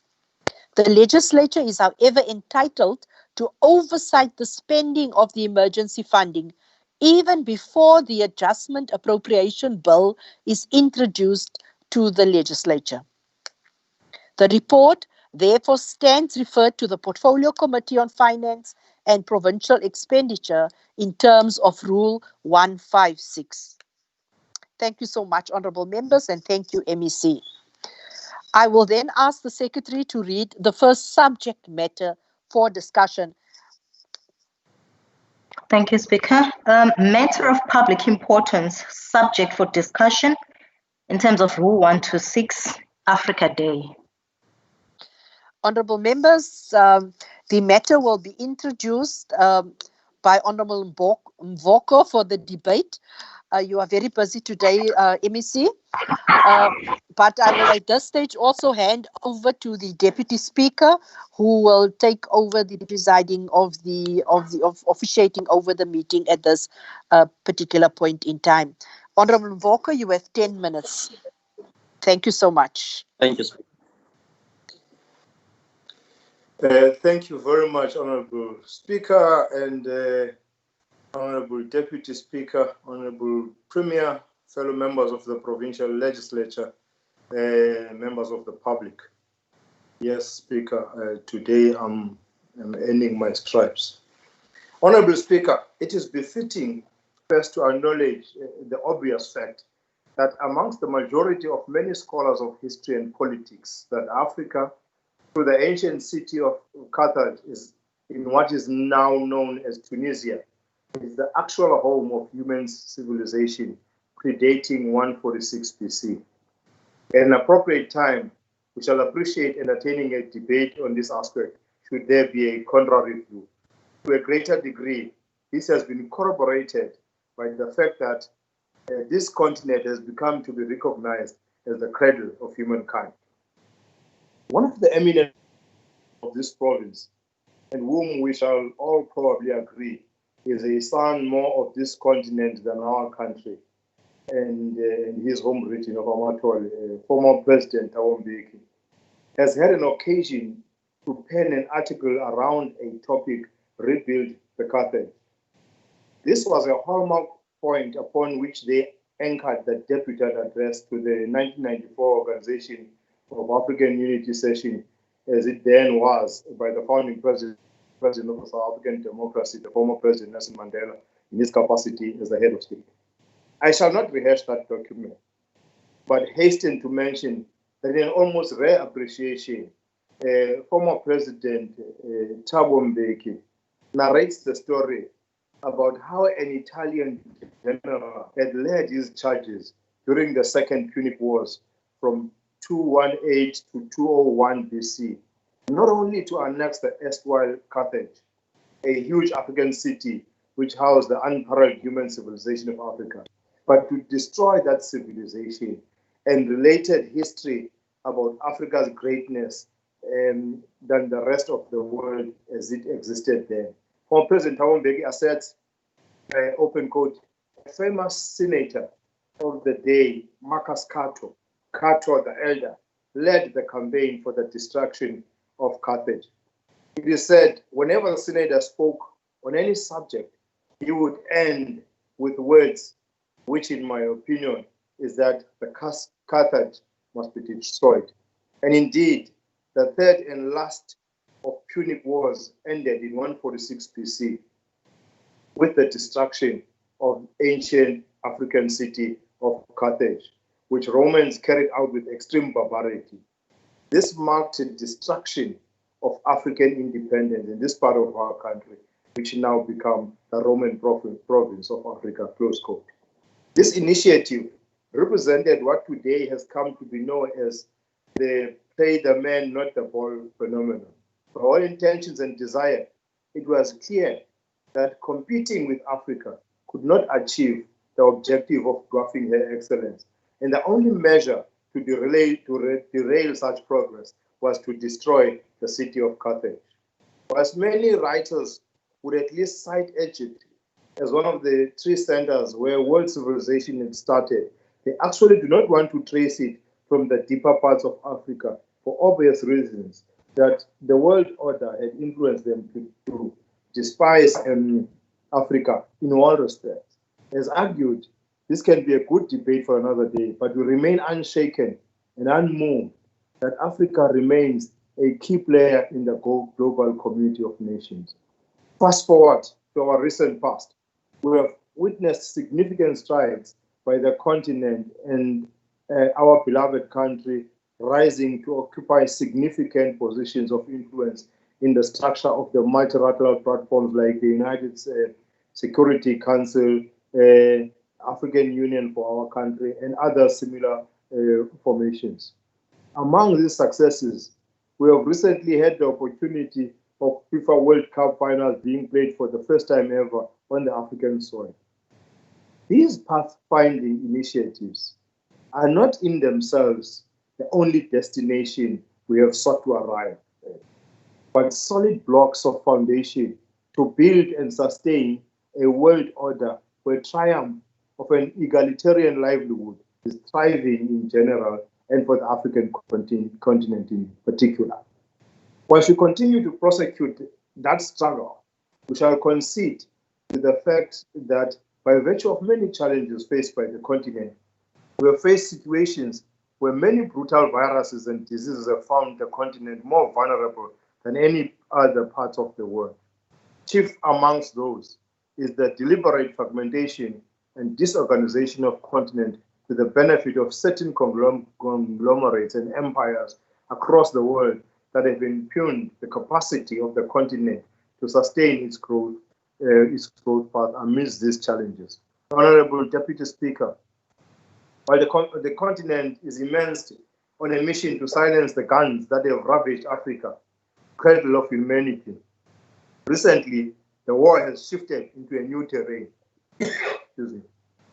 Our current and urgent battle now is to cushion the impact of the coronavirus crisis and to sow robust seeds for post-COVID-19 recovery. Honorable members, the gale force winds of the coronavirus pandemic continue to blow through the developed world, blowing even harder in developing Africa, uprooting many countries that have been stable for decades. Africa's free fall from COVID-19 would be much steeper, especially when it still has high percentages of minority children, poverty and inequality. We have witnessed countries across the continent unavoidably depleting their reserves in a quest to cushion the vulnerable. This happens as all productive sectors, including tourism, which provides tax revenues and hard currency to many countries and employs millions, are suffering. To date, the world has faced the spiraling effects of the deadly COVID-19 pandemic, which many scientists believe its greatest sting yet to be observed shall be felt by the developing and underdeveloped worlds. This does not deny or seek to trivialize the devastating effects already witnessed across the world. There is no gamble about the human lives of whatever race, creed, or class. That being the case, some commentary since expressed does not overlook the fact that the medical infrastructure of the developing and undeveloped countries shall be greatly challenged to significantly fend off the impact of the pandemic, especially when the stay-at-home and new normal life principles are not wholeheartedly embraced by our communities. We must be steadfast and united in spreading the message, advocating for all safety measures. To this end, there has been sterling leadership in our country and the province, as led by President Cyril Ramaphosa and Premier Oscar Mabuyane.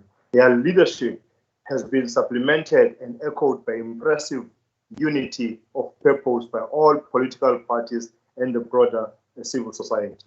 These steps are genuinely reassuring of the commitment that the detachments of the human crusade truly have the value of victory in sight. Today, and like any other day, we can 2 minutes remaining.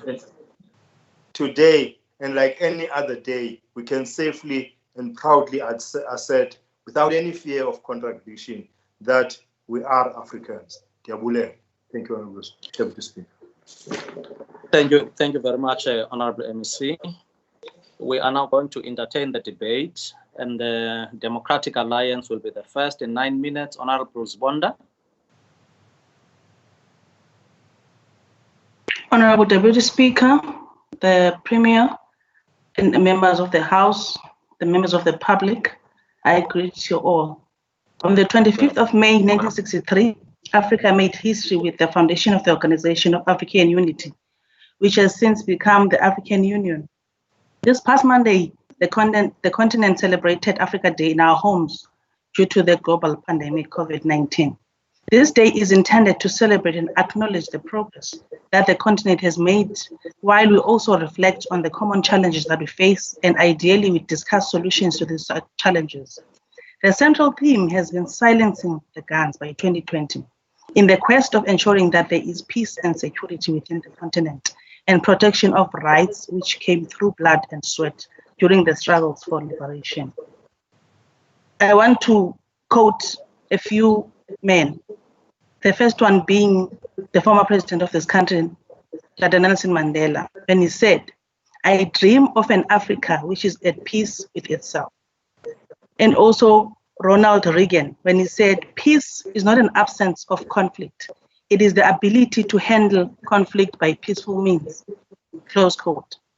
Honorable Deputy Speaker, we cannot be at peace with ourselves as Africans unless we deal with the demon that keeps on raising its ugly head every now and then in South Africa, the xenophobic attacks on our fellow Africans.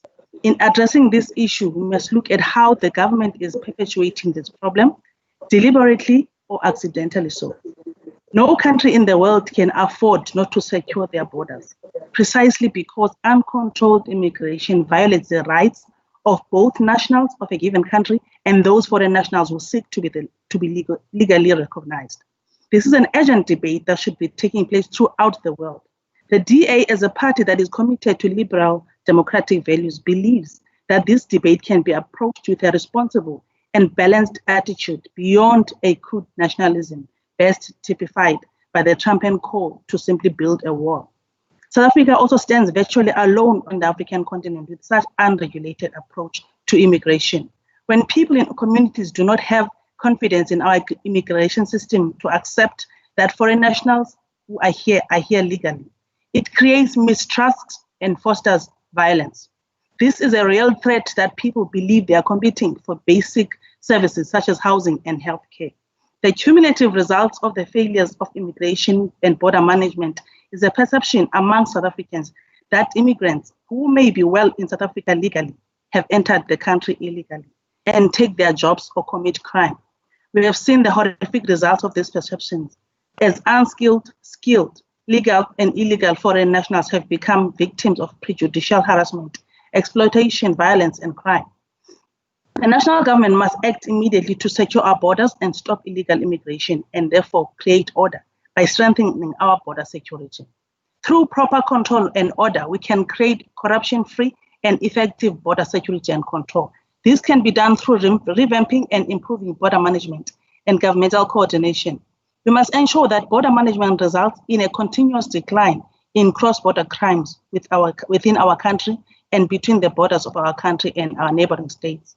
We also believe it is important to assist and support and care for the legitimate refugees and asylum seekers, attract foreign nationals with scarce skills to South Africa to help us grow our economy and create jobs.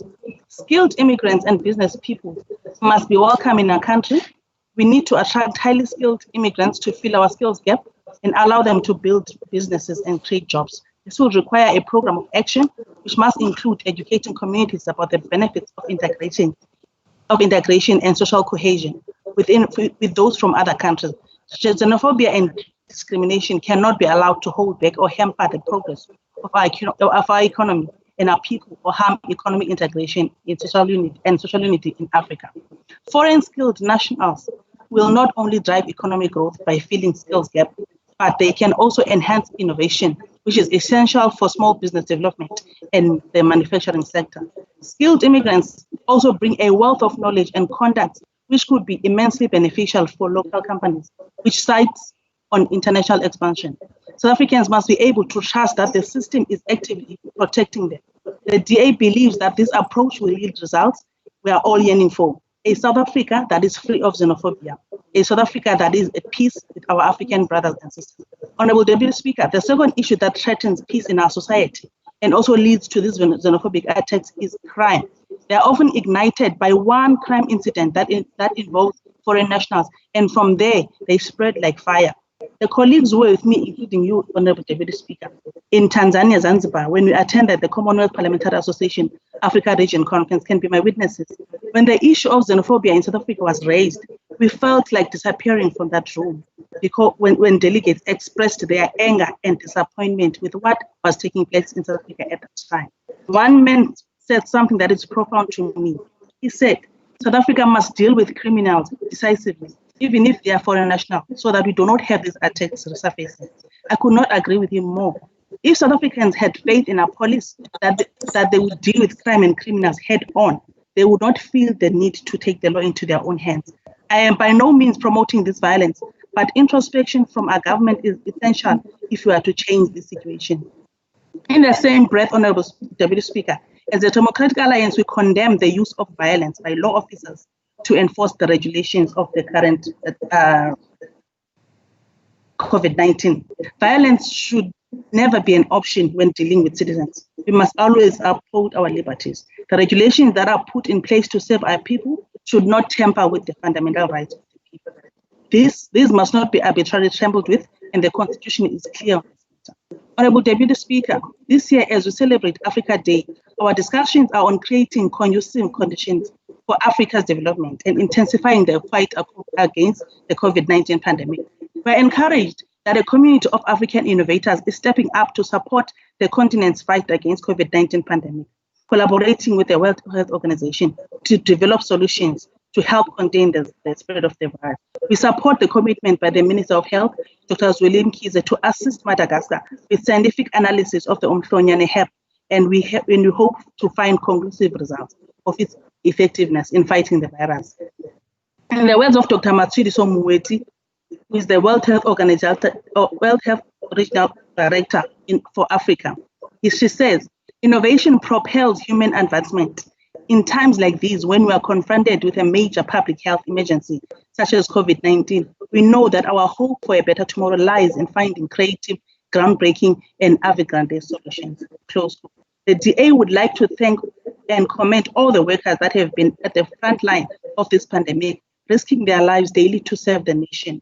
To our healthcare workers, our law enforcement officers, retail workers, and those who have ensured that we still have food on the table, we commend you. As I conclude, Deputy Speaker, mandincancatheke kumazwe ama-Afrika amabini, umthandazo katata uSiyotiyo Soga esithi Nkosi sikelela iAfrika, maluphakanyiswe uphondo lwayo, yiva imithandazo yethu. Nakumazwe kaMarcus Garvey asithi, wake up Africa, let us work towards the glorious end of a free, redeemed, and mighty nation. Let Africa be a bright star among the constellation of nations. Thank you. Thank you very much, Honorable Zbonda. Economic Freedom Fighters, Honorable Tekiana, your 5 minutes. Thank you, Deputy Speaker, and we take this opportunity to greet the leadership of the EFF led by its Provincial Secretary, Honorable Maketa.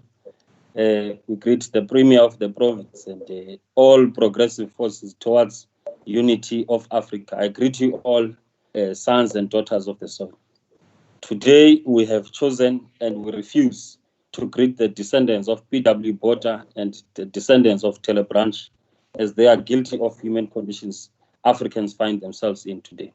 We want to say that even if Ngaba was here today, Deputy Speaker, we were not going to greet him because he chose political convenience over the historical battles of the Africans. We also want to say this, Deputy Speaker, that before anything else we do today, we must not turn this day, this significant day, into a heritage or a cultural contest of those who want to be best dressed in African clothing. We must be able to distinguish between Africa Day and Heritage Day. We have seen amongst the benches of the ruling party that there are people who think that this is some beauty contest of African clothing. To us, Honorable Deputy Speaker, this day represents the unity of Africa against imperialist forces. This day represents resentment of colonialism by our ancestors and a victory of the formation of the African Union. On this day, Deputy Speaker, leaders of the newly liberated African nations gathered in Ethiopia to find answers to a perennial question: what is to be done? These were leaders of countries coming out of a history of racial oppression characterized by colonial plunder, land dispossession, and more painfully, the trade of African men, women, and children, as if they were mere goods to work as slaves in America and Europe. Deputy Speaker, Africans have always asked themselves a question: what is to be done?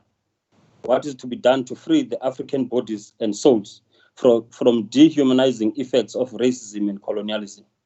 What is to be done to free the economy of Africa from the strangling effects of imperialism and capitalism? What is to be done to break the cultural nationhood boundaries that were deeply entrenched by colonialism? What is to be done to create a glorious future for Africa from the ruins of colonial plunder that decimated African body, mind, and soul? These leaders resolved that the unity of all African people was a necessary precondition for the re-emergence of a free and a stronger Africa. The unity of people to be based on affirmation of Africanness, pride in the struggles waged by those who came before us.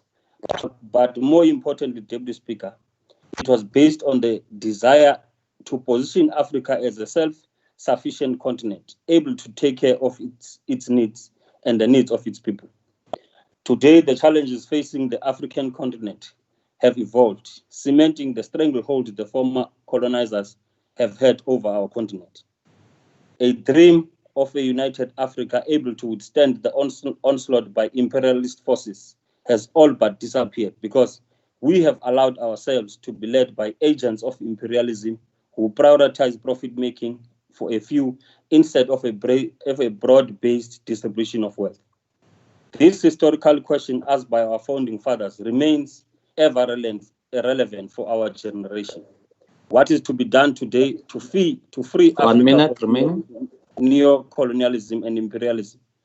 What is to be done to free Africa from the tentacles of leaders who are concerned with only enriching themselves from chronic underdevelopment, from poor... Yes, Honorable Member, just pause, Honorable Tekiana.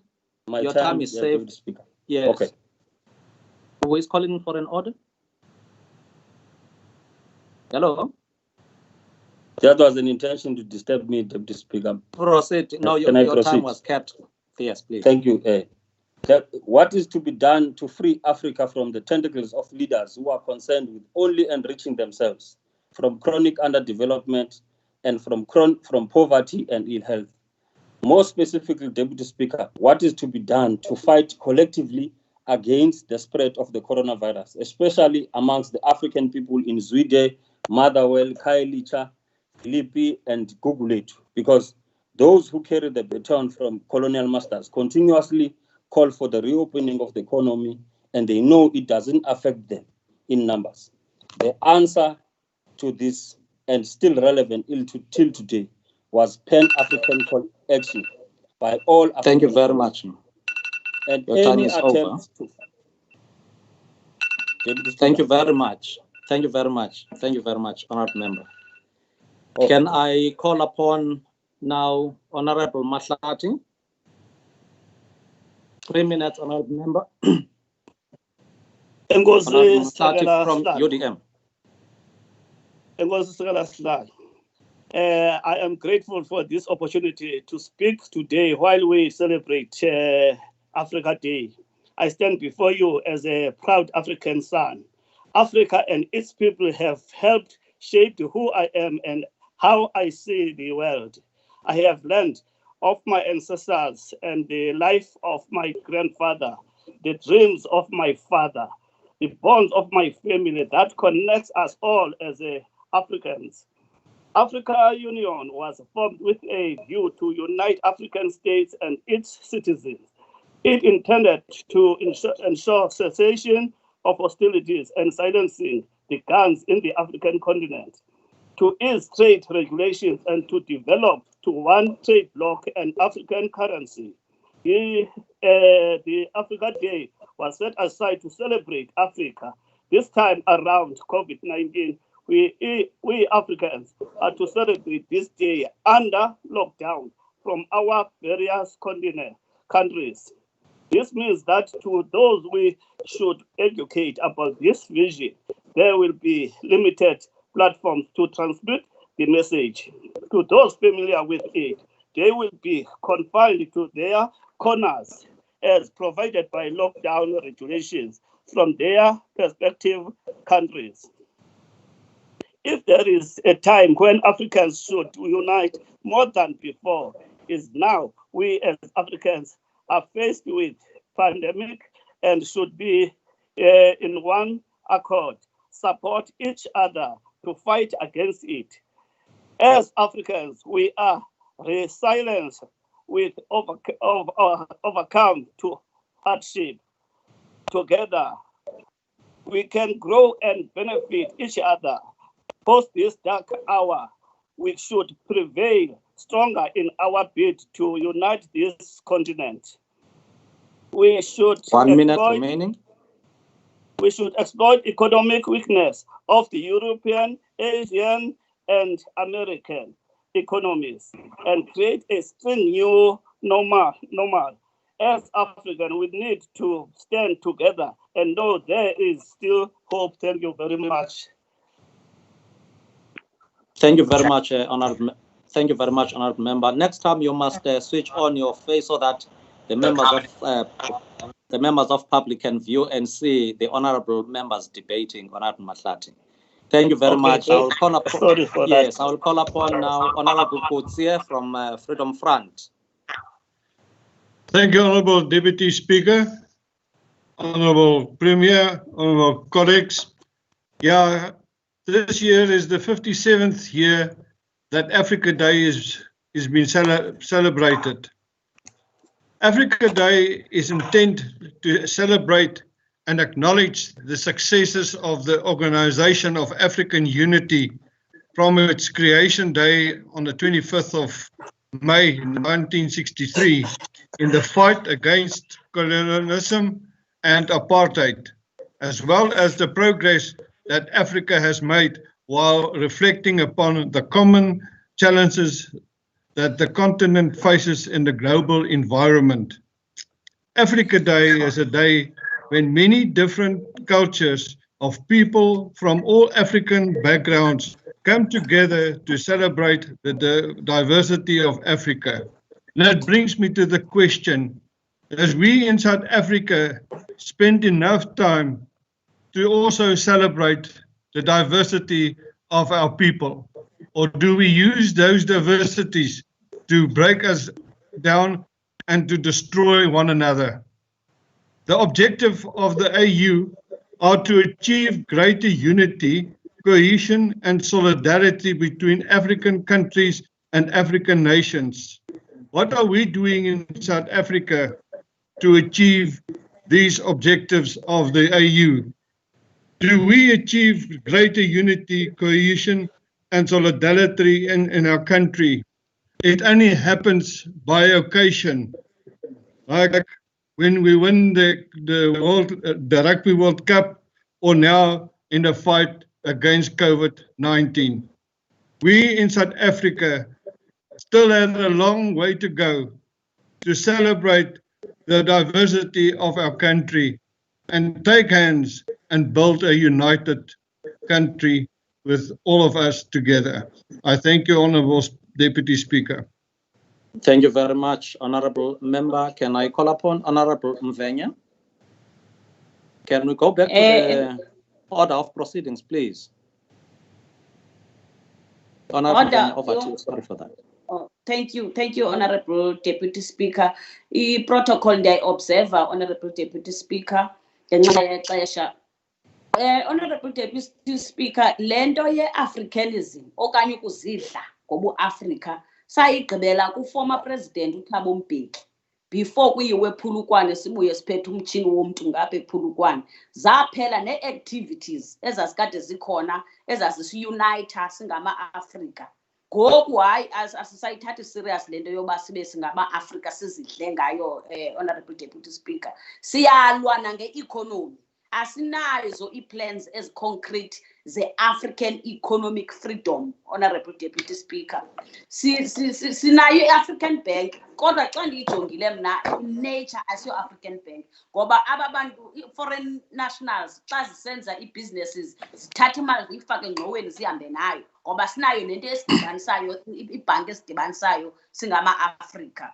Next year, Honourable Deputy Speaker, xa sisithi Africa Day, apha kule legislature yethu seke siye kudibeyitha sodwa, sesike sithathe zonke i-foreign nationals ezilapha e-Eastern Cape zize nee-reps ngokwe-countries zazo, zize nee-reps sidibeyithe nazo apha kule yethu institution. Kulapho ke sakhe sithi xa sithetha ngezi ziphaza zigcwele ezilalini ke sibaceke sibabonise ubungozi boba babhenki barani izipaza ezilalini nasezilokishini zethu, bagqiba imali bayithathe bayise phaa ngaphesheya. Siphinde ke sibacenge nakule nto ye-drugs, ngoba sinengxaki ye-drugs, i-African love, ngoba uba uyayiqaphela naxa unento kwenza nomntu wangaphandle isesistigma loo nto leyo, ngenxa yoba asinayo le nto uba sibanye as Africans. Ndiyabulela, Honourable Deputy Speaker, ungekaloquthi ixesha lakho. Thank you very much. That is ATM. Thank you, Mama Sabulela, Honorable Mvenya. Andizungancidi, Honorable Tetjana. Honorable Bayene for the African National Congress, 14 minutes. You can start, ma'am. Thank you very much, Honorable Deputy Speaker. Greetings to you and the Honorable Speaker, the Premier and the MECs, members of this august House. Can I say, fellow South Africans? Fellow South Africans, good afternoon. As it has been said before, Honorable Deputy Speaker, on the 25th of May 1963, which marks 57 years ago, heads of independent African states met in Addis Ababa, Ethiopia, to form an organization of African unity.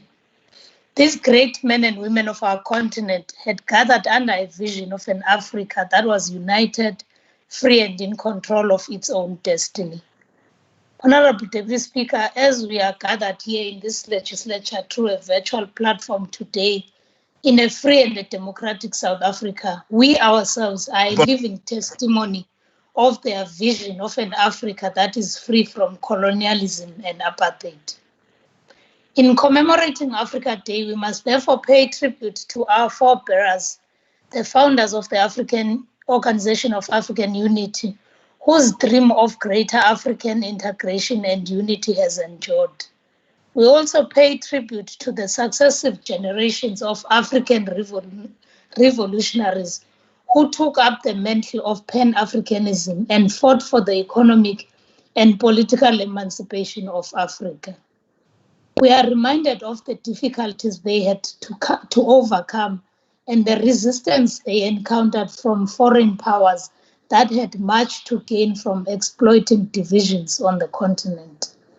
Yet they taught us the power of perseverance and sacrifice, the power of dedication to an ideal, and that an Africa united can overcome even the greatest of challenges.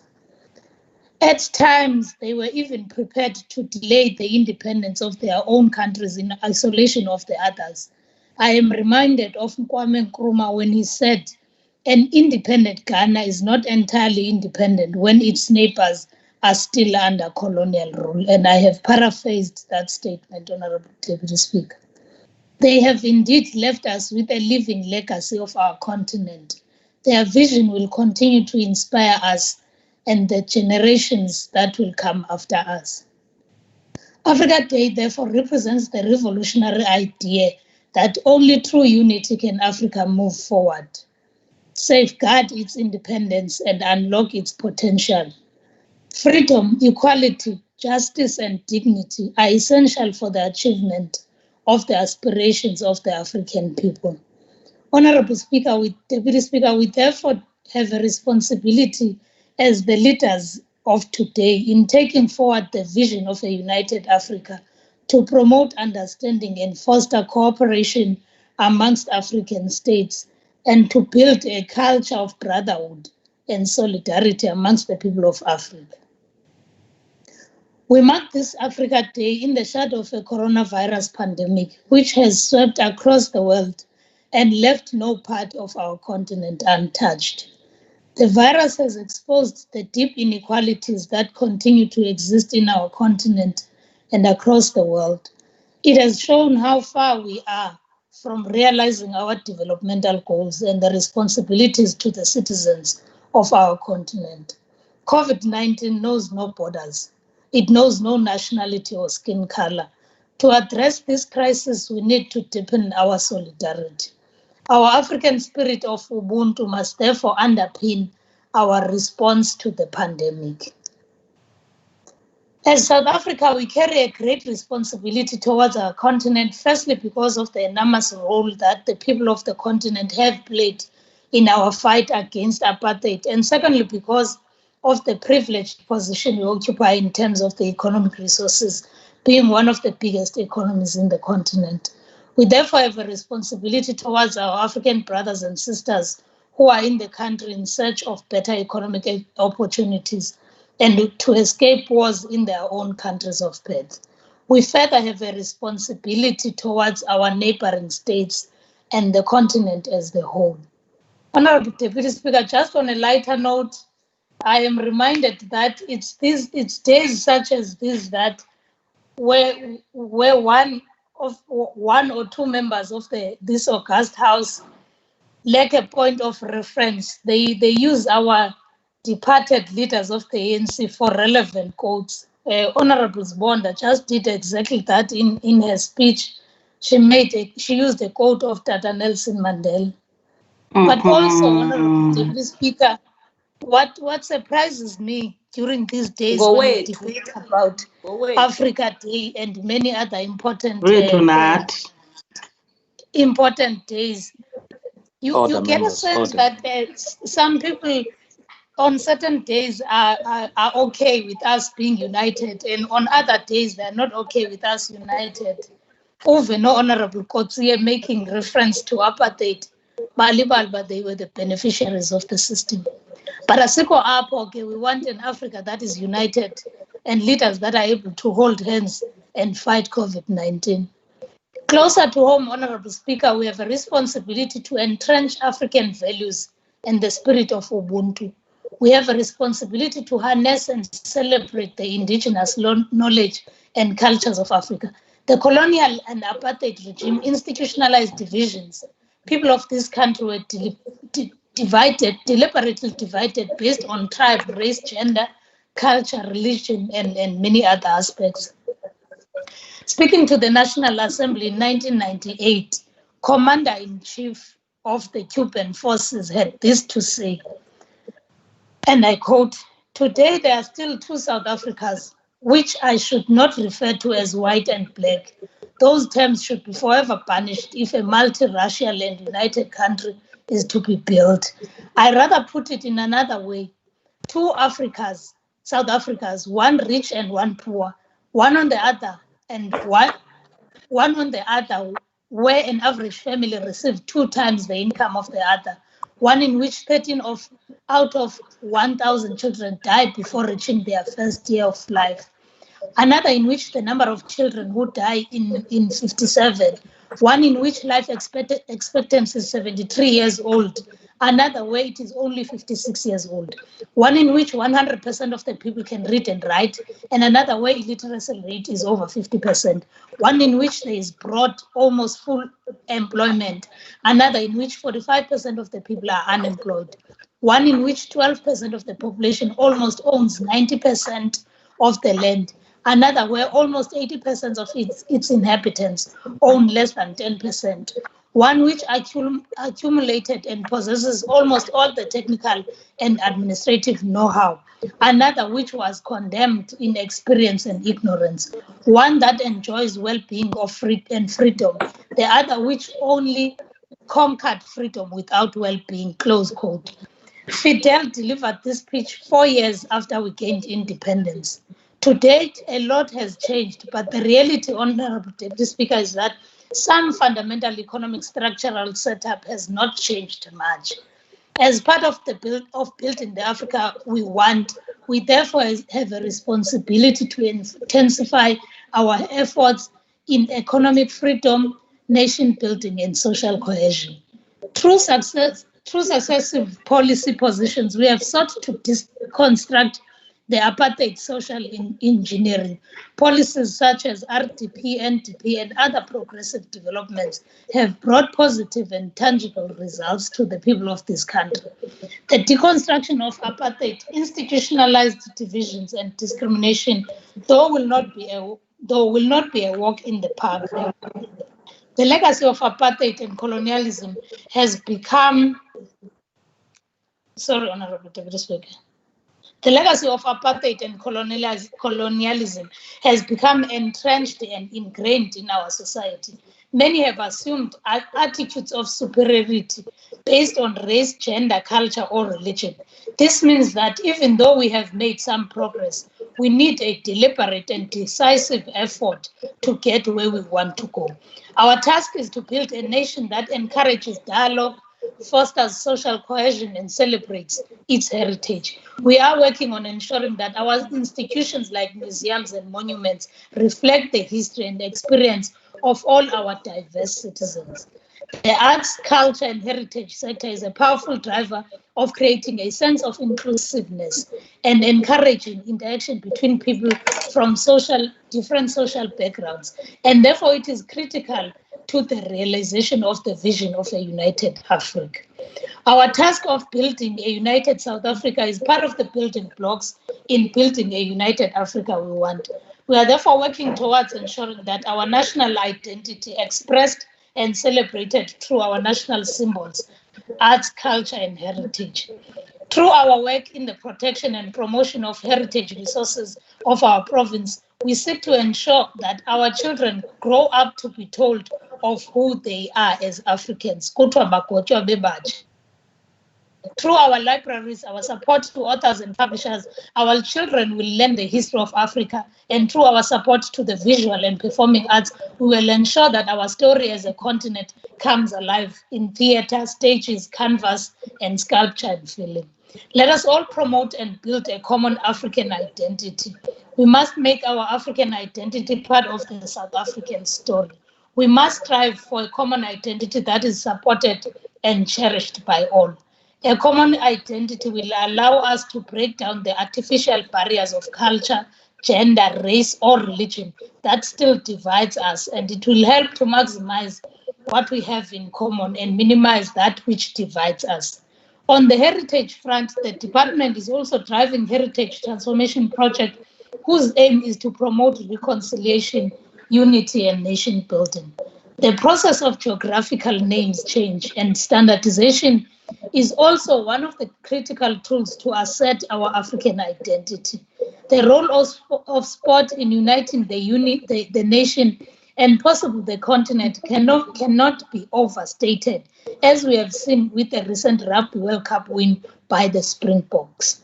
We acknowledge that as government, we must do more to equalize opportunities, promote inclusion in sport. We must use sport to bridge the social divide through increased interactions across nationality, race, and class. In conclusion, Honorable Deputy Speaker, the Eastern Cape is a hub of culture, creativity, and heritage. Our contribution to the vision of a united Africa must start by us unlocking the potential of our province and position the Eastern Cape as the creative heart of the country and of the continent at large. Just lastly, Honorable Deputy Speaker, I want to sponsor that to the House that in the previous years, including last year, 2019, 2020, as the department and the province, we have hosted Africa Day, and we have invited our brothers and sisters from Africa so that we can engage in a dialogue as to what position and destination we want to take our continent towards. It is unfortunate that due to COVID-19, this year we were unable to host that gathering as large gatherings are prohibited under lockdown.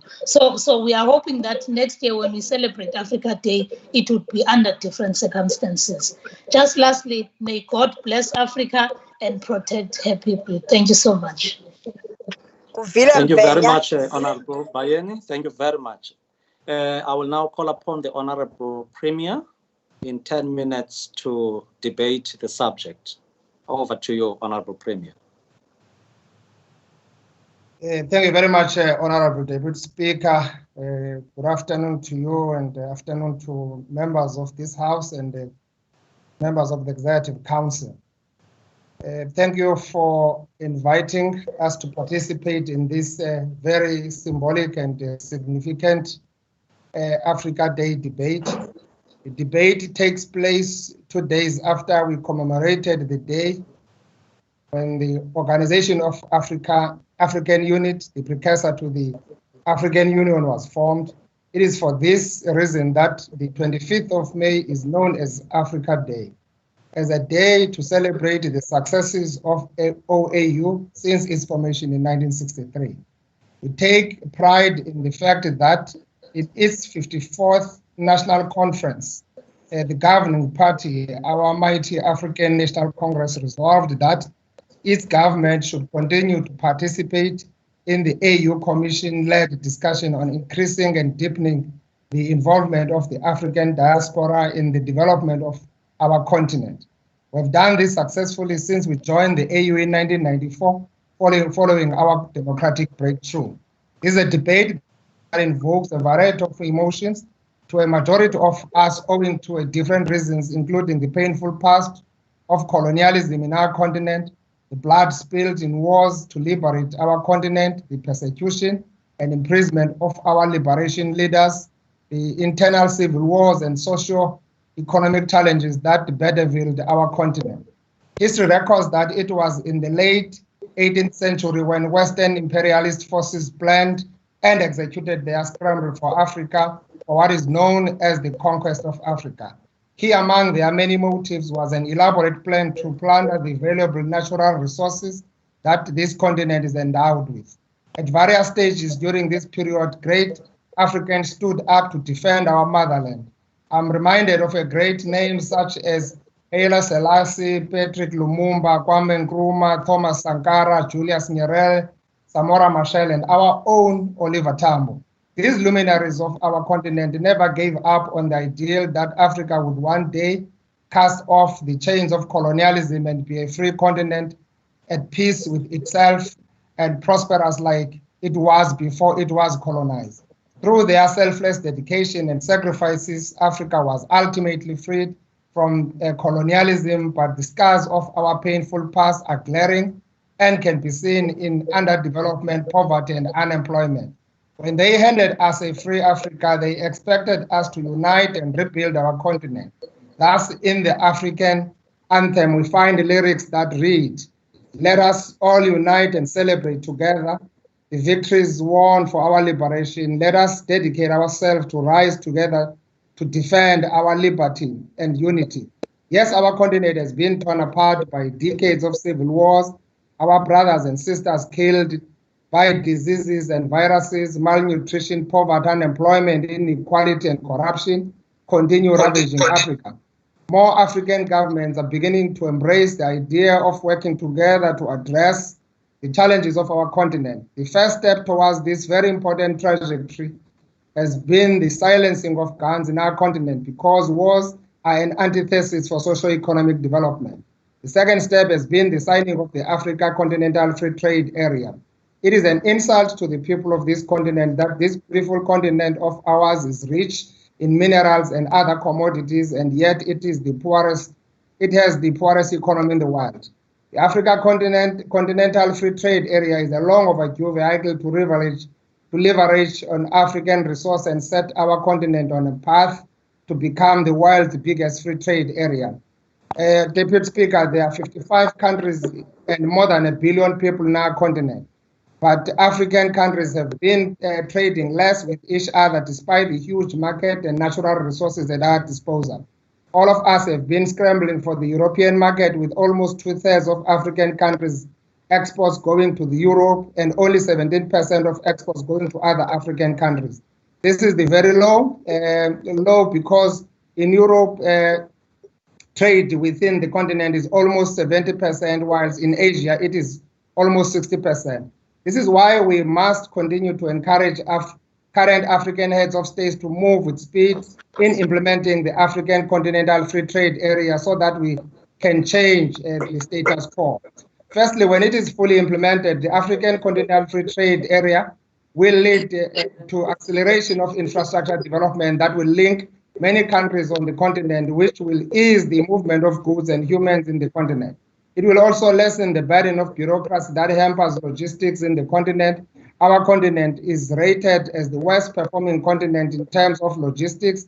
For instance, the last time I checked, moving one container from Cape Town to Luanda requires 56 customs signatures, 84 customs stamps, 83 documents of 634 pages, and 28 SADC certificates. This is self-made economic sabotage. Secondly, this free trade area will address high tariffs goods. The United Nations estimates that by removing these tariffs, intra-African trade could increase by 52% in less than 5 years. This is good news for business in our province, as our country is one of the few African countries that are industrialized. Thus, our manufactured goods products will eventually be exported tariff-free to other African markets. Our manufacturers must be ready to seize the opportunity that will be presented by this free trade area agreement. As the provincial government of the Eastern Cape, we have anticipated that African heads of states would deliver on the African Continental Free Trade Area. Thus, we are concluding cooperation with the provinces of Eastern Kavango in Namibia, Dodoma, Mara, and Morogoro regions in Tanzania, Kisumu and Mombasa in Kenya. We are also negotiating with Tunisian provinces of Gabes and Medellin aimed at creating opportunities for export of grain to Tunisia. The establishment of a plant in the Eastern Cape for beneficiation of soya, corn, and wheat has also been proposed as part of a bilateral investment for the free trade area agreement. As Africans, we must address two elements in the rule. The first one is that we must truly unite, not just in principle, but in practice. It is only when we are united that Africa would rise from the proverbial ashes like a phoenix and take its rightful place in the world. The biggest challenge we have to overcome in our continent is the attacks on foreign nationals amongst Africans. We must attract skilled workers from other African countries, particularly in areas of education, health, and export same skills to other countries. That is how a connected world functions, and we must educate our people about that. Secondly, our effort will be futile if we don't address the cancer of corruption. African heads of states and as leaders in general, we must cleanse ourselves from the impulse of self-enrichment as it is a cause of corruption. We must refuse to be corrupted because public office is for the better good of humanity. As Africans, we all dream of a corruption-free continent, a continent where children don't go to bed with empty stomachs, where parents do not have to sit on robots and beg for food, a thriving Africa and an Africa alive with possibilities and opportunities. Unfortunately, we have to rebuild our continent at a very difficult time when the rest of the world is engaged in a fight against this invisible enemy, the COVID-19. Almost 100,000 people have been infected with the coronavirus in Africa, while nearly 3,000 people have unfortunately succumbed to it. Africa has been resilient over the years, and will continue being resilient until we win the battle against this virus. But that needs our resolve as Africans. This is why people throughout the continent must continue adhering to lockdown regulation, practice good personal hygiene by washing our hands with soap and water or sanitizers regularly, maintain physical social distancing. Let us unite behind the fight against COVID-19. Let us all remember the words of Julius Nyerere, and I quote, "Without unity, there is no future for Africa." And that unity will not make us rich, but it can make it difficult for Africa and the African people to be disregarded and humiliated.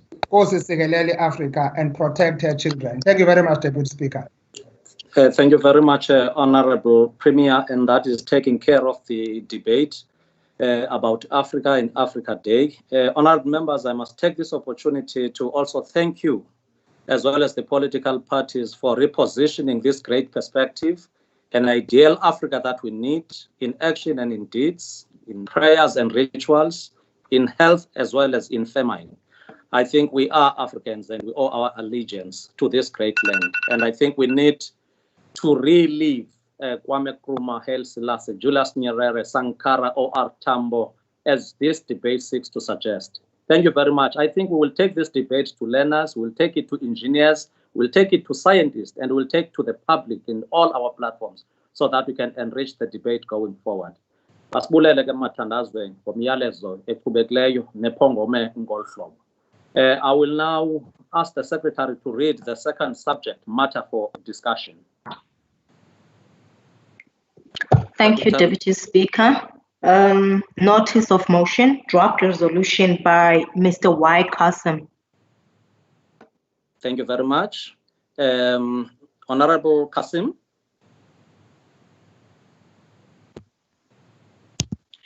Thank you, Honorable Deputy Speaker. Fellow South Africans, I greet you with the universal greeting of peace. Assalamu alaikum wa rahmatullahi wa barakatuh. Assalam. It has been a decade since Moeletsi Mbeki coined the term a ticking time bomb, arguing that South Africa is facing the possibility of greater social upheaval due to high levels of youth unemployment. During this decade, unemployed youth have become unemployed adults, and the arrogance of politicians were laid to bear. For it was only a year later that the Democratic Alliance Youth, a progressive organization that I have proudly chaired and led, marched for the introduction of a youth wage subsidy program. We argued on that day, as many of you have come to recognize in this day, that one of the largest constraints to employment for young people is the absence of work experience. As the time bomb ticked, I witnessed the blood of my fellow Democrats soak the streets of Braamfontein as COSATU and ANC members pelted us with rocks.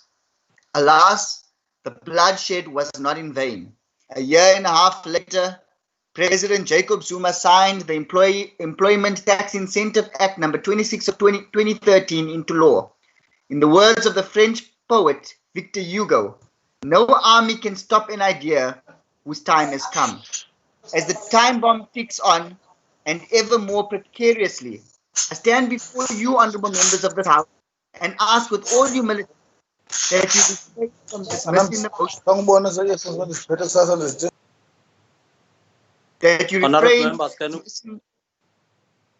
That you refrain from dismissing the motion that I now table before the House simply because it is tabled by a member of the opposition.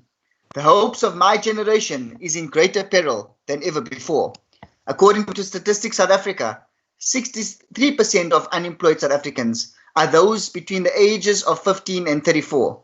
In our province, the Eastern Cape, 53.3% of young South Africans are unemployed, with their prospects of ever finding work lessening every single day that passes. The National Planning Commission reports in its diagnostic report that if a young person does not get a job by age 24, they are likely to never get a job in their lifetime. The NPC then amplifies this by saying that about 60% of an entire generation could live their lives without ever holding a formal job. This time bomb is the greatest risk to social stability in South Africa. It is in this context that we must close ranks across the political aisle and explore ideas that will diffuse this bomb before it explodes in all of our faces. It is in this spirit that I table a motion before the House today, that this House notes the high unemployment rate in the Eastern Cape, that the extended unemployment rate in the Eastern Cape as at Q3 in 2019 was 46.5%, that young people are turned away from job opportunities due to a lack of work experience, that the Eastern Cape has a shortage of mathematics, science and language teachers and is plagued by learner dropouts, that the Provincial Department of Education spends hundreds of millions of rands each year on contracts to companies implementing its Learner Attainment and Improvement Strategy, or the LAIS program, meant to improve the performance of underperforming learners, that the Western Cape government introduced a Year Beyond program to address both of the problems described above, and that the YEBO program, where it was introduced, invited matric learners and graduates with mathematics, technology and language skills to give a year of their time to tutor underperforming primary and high school learners full-time in mass opportunity development centers around the province. That those volunteers are required to be no older than 24 years old, possess a matric certificate with a pass rate above 60% in English and mathematics, and possess computer skills. That those volunteers have become more employable after contributing to the YEBO program, and that the YEBO program has been successful in improving education and stemming the problem of learner dropouts, as evidenced by that province having by far the lowest learner dropout rates in the country. That this House therefore resolves that the Department of Education in the Eastern Cape introduce a volunteer program similar to the YEBO program so as to improve learner outcomes, stem our high dropout rate, provide an avenue for unemployed youth to get work experience, and reprioritize the hundreds of millions of rands spent on LAIS. In considering this motion, I would like to remind members of this House how enthusiastically you clapped when Premier Oscar Mabuyane announced that he would scrap work experience as a prerequisite to apply for an entry-level government job. You did so because you understand how the lack of work experience has kept our young people out of jobs. Now, today, our fiscus is strained, and Finance Minister Tito Mboweni has announced plans to reduce the public sector wage bill. The reality will be much worse than anticipated as government debt burgeons and revenue collection dries up due to the effects of the coronavirus, which means that there will be very little to no new entry-level government jobs. And this, I'm afraid, the Premier's initiative has become, in today's time, somewhat hollow.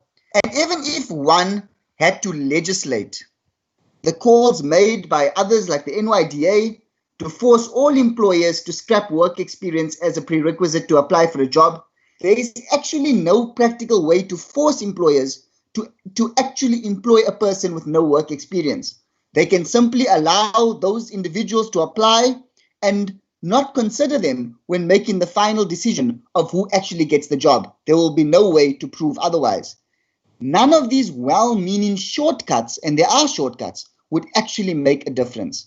We must provide more ways for our youth to actually get work experience, and a program like the Yebo program does exactly that, whilst allowing them to at the same time earn.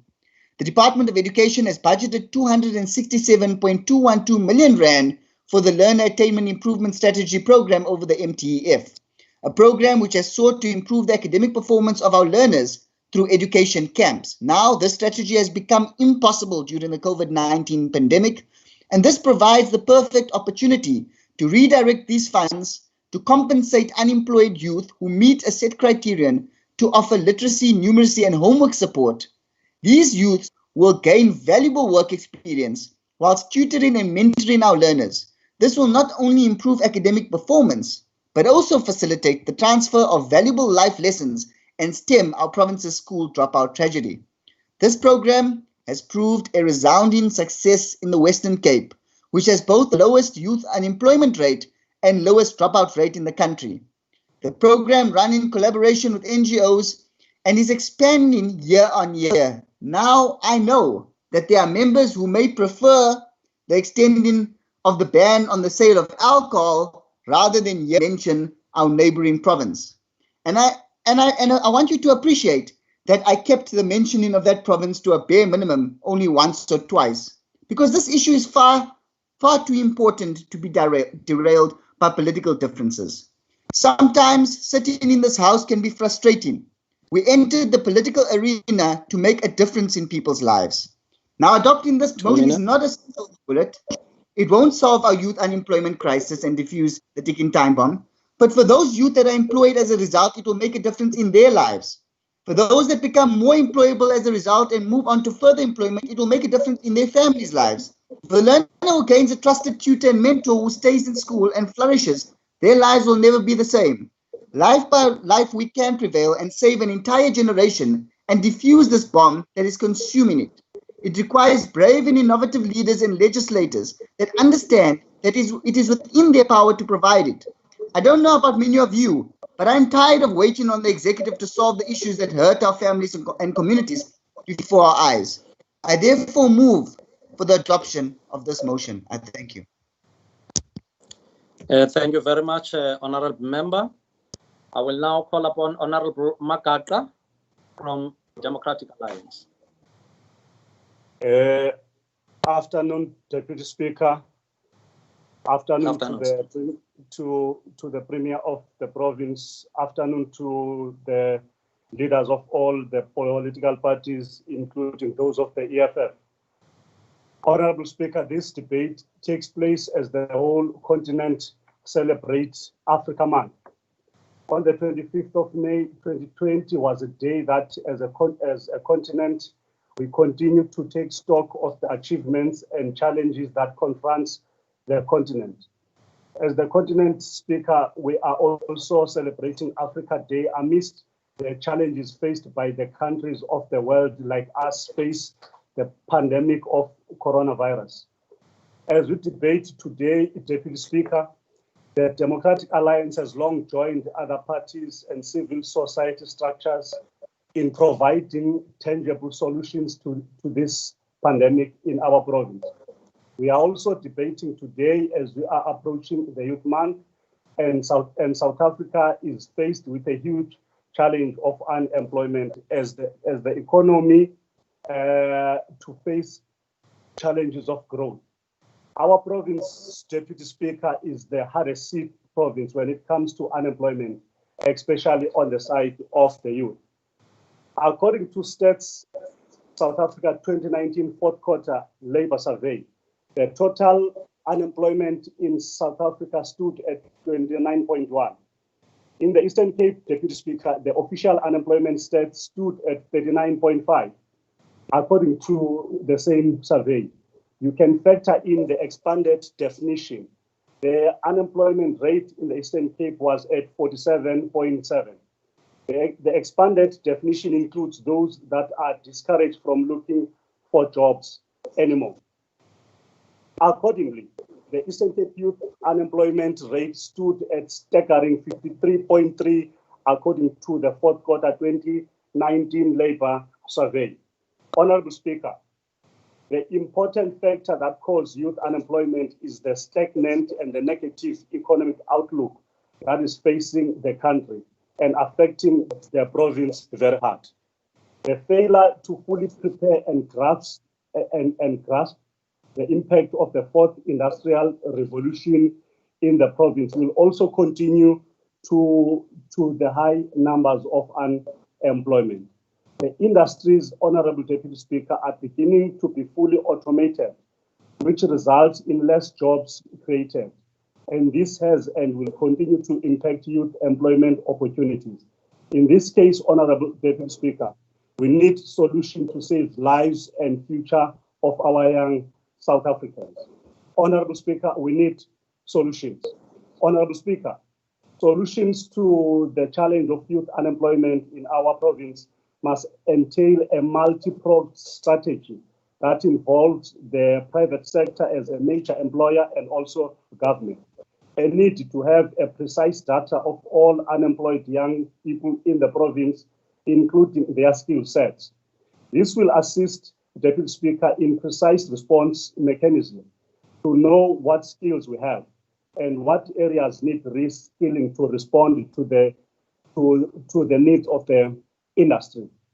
There is a need to remodel the entire training system to be linked to the whole employment needs in our province, and this will focus mainly on youth. There is also a need to expanding the artisan training and employment to stimulate infrastructure growth, that is the plumbers, engineers, and our own electricians. There is a need to remodel the entire training system to be linked to the whole employment needs in the province, and this will focus on youth. Honorable Speaker, there is a need to consider an early labor market experience by ensuring that youth is able to provide with opportunities to work whilst at school to be able to gain more experience. All businesses, Deputy Speaker, must be encouraged to establish youth training and learning centers, as we have seen in the case of Daimler Chrysler Training Center, which is in East London, which will be attached to those businesses, but working with various sectors to further reskill potential force for available jobs and contribute to the skills development. To me, there is a greater need, Honorable Deputy Speaker, to monitor the integration of youth businesses in the mainstream of infrastructure spending by the Eastern Cape government, and this needs to be monitored at all departments. For instance, in the 2019, we asked the MEC of Human Settlement about how many contractors has their department awarded to youth contractors. The reply was that not a single contractor in the 2018-2019 financial year was ever assisted by the Department of Human Settlement. A concrete effort, Deputy Speaker, of creating an incubator project for youth companies needs to be undertaken in partnership with the private sector. This can be done by incentivizing big businesses with funding for them to create mentoring platforms for SMMEs. This can include rebates to businesses. The Youth Small Business Revitalization Program must be implemented, focusing on township economy to stimulate job creation and job retention by creating a youth revolving fund. Honorable Deputy Speaker, a youth-focused agricultural and manufacturing program must be implemented with speed and be remodeled to focus on re-energizing the agriculture and the manufacturing sector. These programs will also assist youth entrepreneurs with identification and establishment of linkages for new markets and to identify market for production. A need to enhance the youth entrepreneurship development program and short skills program run by civil societies, NGOs, government, and the private sector is of paramount importance. A special fund should be created, Deputy Speaker, by the government, which should be linked with all banks to fund youth entrepreneurs who might have problems with credit facilities to fund their own work. Honorable Deputy Speaker, a support and a mentoring of all youth projects and programs, including youth initiatives and cooperatives in the informal sector, must be done in partnership with businesses to assist them with technical skills and empowerment. Access to technology should be a priority. This must be driven at a municipal level so that access to internet and information is provided at various districts through multi-purpose centers who are functioning and well equipped. 1 minute remaining. Honorable Deputy Speaker, recruitment in all departments should be biased towards young South Africans, as they constitute a large part of population. In our DA plan, we create fair access to real and long-term jobs. We further emphasize some of the points I mentioned above, that is to introduce a voluntary national service, 1 year of income and skills development for school leavers, create job centers through our country that provides information advice, free internet to job seekers, grow small business opportunities through increased funding and removing blockage and trade tabs. As the DA, we have a tangible plan to fix and grow the economy of the Eastern Cape, which will culminate in dealing with a scourge of youth unemployment in our province. This motion is table 6 to provide those highlights, the crisis of the youth of unemployed in the province. Thank you very much. Thank you very much, Honourable Member. Can I now call upon Honourable Maketa of the Economic Freedom Fighters?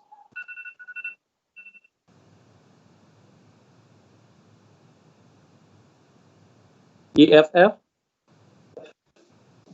Yes, Deputy Speaker.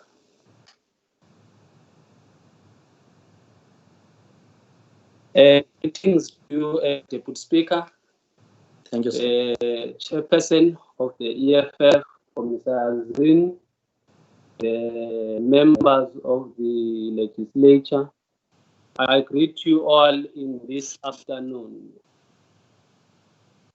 Firstly, we want to state very clear that we vehemently reject the motion made by DA about the education and the unemployment rate in the province, simply because it is a continuation of the current system that seeks to exploit our people permanently. We have stated that there must be no experience requirements by law at the entry level. And the Premier have also has alluded on this matter on his speech. But what we are waiting to see the results of the promise that was made by the Premier of the province. Eastern Cape alone, as a province, has got many qualified teachers who are currently unemployed by the government. Those teachers must be prioritized by our own government, by our government, not on a contract basis or voluntarily, but on a permanent basis, so that they can able to go and teach in class. In preventing the dropouts of learners, it might be influenced by many aspects, such as poor family support, financial problems, so on and so forth. In this space, the government must prioritize the social workers who have no space in this country, yet they do have qualifications. And place them in all primary and high school, to work closer with our learners so that they could understand and exactly what is taught in class, so that we try to eliminate the issue of dropout in the province. Also, we are saying the unemployment in the province remain one of the main issues and remain unanswered by the government, yet our province has got hectares of empty land that need to be utilized in favor of our people. Forestry could be also address the issue of unemployment, even those factories, those forestry that are existing. Our people have got no say in the production. The province must establish a forestry development which will focus on the ensuring community ownership and control of those forests, and processing and product of community-owned forestry products by the timber processing plants, and do furniture, paper producing in those forestry. This community must enterprise and develop fully in major industries, in the major industry players that employ thousands of people in the province. The provincial government must also take full control of the Nuka forestry from Amatole Forestry Company and ensure that a socialization of this forestry by the land claimant communities and around forestry are being controlled. The Eastern Cape needs to have a special economic zone which will suit incentive to encourage localization of investment in this economical zone. This must include a tax break for companies employing more than 2,000 permanent people in those. 1 minute. Sorry. 1 minute. We are saying the Eastern Cape should take to consideration that in this pandemic, it should use to take more people who are producing PPE in the province, so that at least we can able to push and give our people in the province to get experience and our money being generated in the province. Unfortunately, not this thing will happen until the EFF is elected into power to liberate the people of the province. We are requesting our people at home to stay at home and sanitize and wash their hands until we can able to fight the pandemic that we are facing as the country and the world. Thank you very much, Speaker. Thank you very much, Honourable Member. Thank you very much. United Democratic Movement, Honourable Filtane, in your 3 minutes, can you please take the debate? Thank you very much, Honourable Chair. This was just to show that I am alive. Well, Honourable Chair, this is a very sad moment in the history of our province, in the sense that we are grappling with high unemployment for the youth, whereas we should be celebrating that, especially as we celebrate Africa Day. But unfortunately, because of the following circumstances, we are unable to say that we've got much to say proudly about our province. One, the economic policy that we have got in our province doesn't help, does not enhance, employment of the youth, in the sense that the very curriculum, I know, of course, that this is decided at national level, but bottom line is that national is made up of provinces, and Eastern Cape is one of those provinces that constitute South Africa. So we can't say that the curriculum is decided at national. We have got space to influence the curriculum. What would happen in that space is that the curriculum would, at an early age, have to be linked up directly with our economic policy to say that at as early an age as 15 years, our youth should be directly linked to two critical elements that would help them not to look for employment when they graduate finally, but rather to create employment. That could be done by using two methods, and that one is to make sure that they are financially astute, taught the importance of how to handle money, no matter how small it may be. Also, putting emphasis on being productive rather than memorizing so many books and so many stories and so on. Because if you produce something, you can sell it. When you sell it, then you can make money. You must be astute in managing money. The other thing about our lack of link between education and the economic development as a department is that there is no direct link between the two until they are virtually finished in their life order. And then when they begin to be linked, I know I'm talking at tertiary level, but tertiaries are within our province, and there should be by government an intention that is put to practice to make sure that this does happen. But bottom line is that what needs to happen is that also our budget speaks volumes about our thinking. We have got a huge percentage of our budget that goes to two social development, departments, that is education and health. Those departments do not create employment. As much as they are short of staff now, they are not able to carry the economy of the country. But we need to have a bigger budget for the economic cluster. If we were to have a bigger budget for the whole economic cluster, your transport, your agriculture and economic development, then you would be able. Sorry. Thank you very much. Your time is over. Okay, thank you. Enkos Kapoor. Honorable Kutsi, can you please take the debate from Freedom Front? Your 3 minutes rule apply. Thank you, Honorable Deputy Speaker. Much appreciated. But unfortunately, I'm going to say between the devil and the deep blue sea regarding the motivation speeches of the two DA speakers. None of them addressed the real motivation for this resolution. Both concentrate on the unemployment, and I fully agree with the problem regarding the unemployment of our province. But unemployment can only be addressed if jobs been created. And that's a debate for another day. The resolution on paper today is not going to solve the unemployment rate of our province. It might improve the skills of our learners, but not the problem around the unemployment.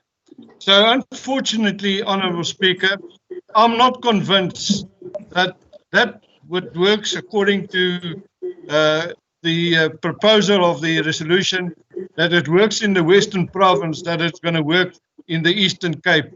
The Eastern Cape is unique on its own. It's got a total different environment than what the Western Province got.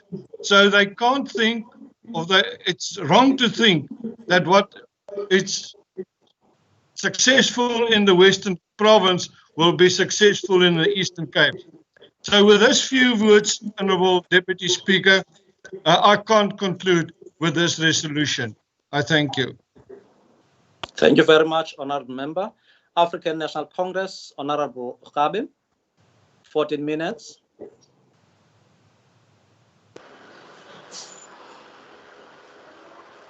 Honourable Deputy Speaker, allow me to take this opportunity to greet the Honourable Premier, his Executive Council, members of the Provincial Legislature, government officials and the guests. Honourable Deputy Speaker, the African National Congress appreciates the opportunity provided to partake in today's debate. As the ANC will move to amend the motion as follows: that the provincial government continues to prioritize youth development through the various youth programs and interventions such as Youth in Infrastructure Maintenance Program, which ensure placement of 361 young people who were recruited from all district and metropolitan municipalities, and an additional 100 young people that will be recruited, trained, and placed for job opportunities in schools in this financial year. And the Maritime Youth Development Program, meant to mainstream the youth in the ocean's economy, leveraging on our marine and coastal resources to reduce youth unemployment with a target to recruit 300 young people in 2020-2021 financial year. The work done by provincial government to ensure effective mainstreaming of youth programs in government, which include interventions to support the young people of our province to sustain their businesses and receive skills training. The commitment made by the provincial government to ensure that the youth of our province benefit from the package of youth development programs that were announced by the President in his State of the Nation address. In improving the education outcomes that the House notes, the work done by the provincial government in the implementation of education system transformation plan, which amongst others ensure that support is given to our schools thoroughly so that every learner reaches the finish line of basic education schooling. This progress achieved in ensuring that schools are resourced adequately with teachers and receive learner-teacher support material on time. The work done by the provincial government in ensuring that the development of our teachers is prioritized and the continued support to learners through the scholar transport and school nutrition programs. The plans to expand the footprint of boarding schools in rural areas, leveraging underutilized infrastructure in unviable schools. The commitment of the provincial government to pay particular attention to early childhood development, particularly the 2 years of exposure prior to grade 1, the commitment to ensure that 7,000 ECDC centers are required.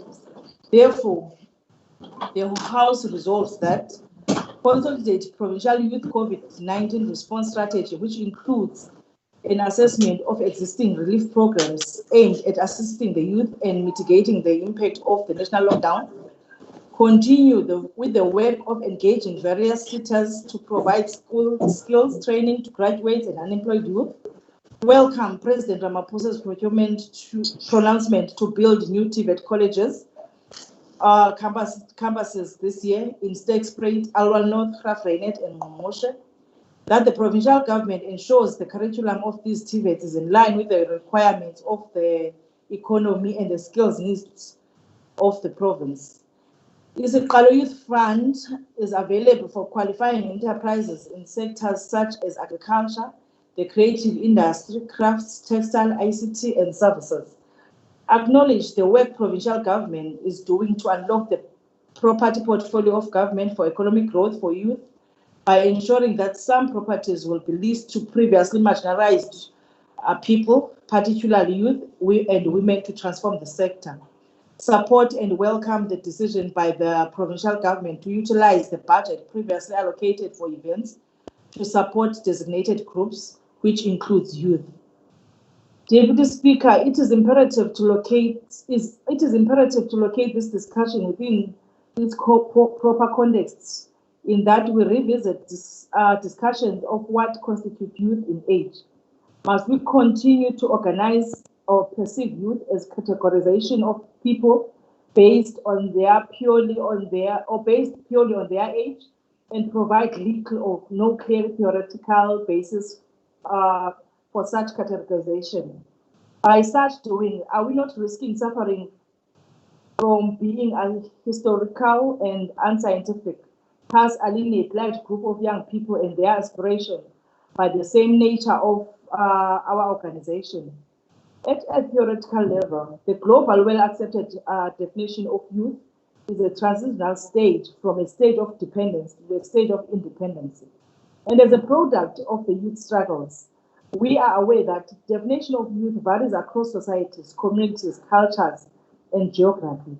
It remains very problematic and contentious to universalize a single definition of youth owing to the objective reality of a diverse world.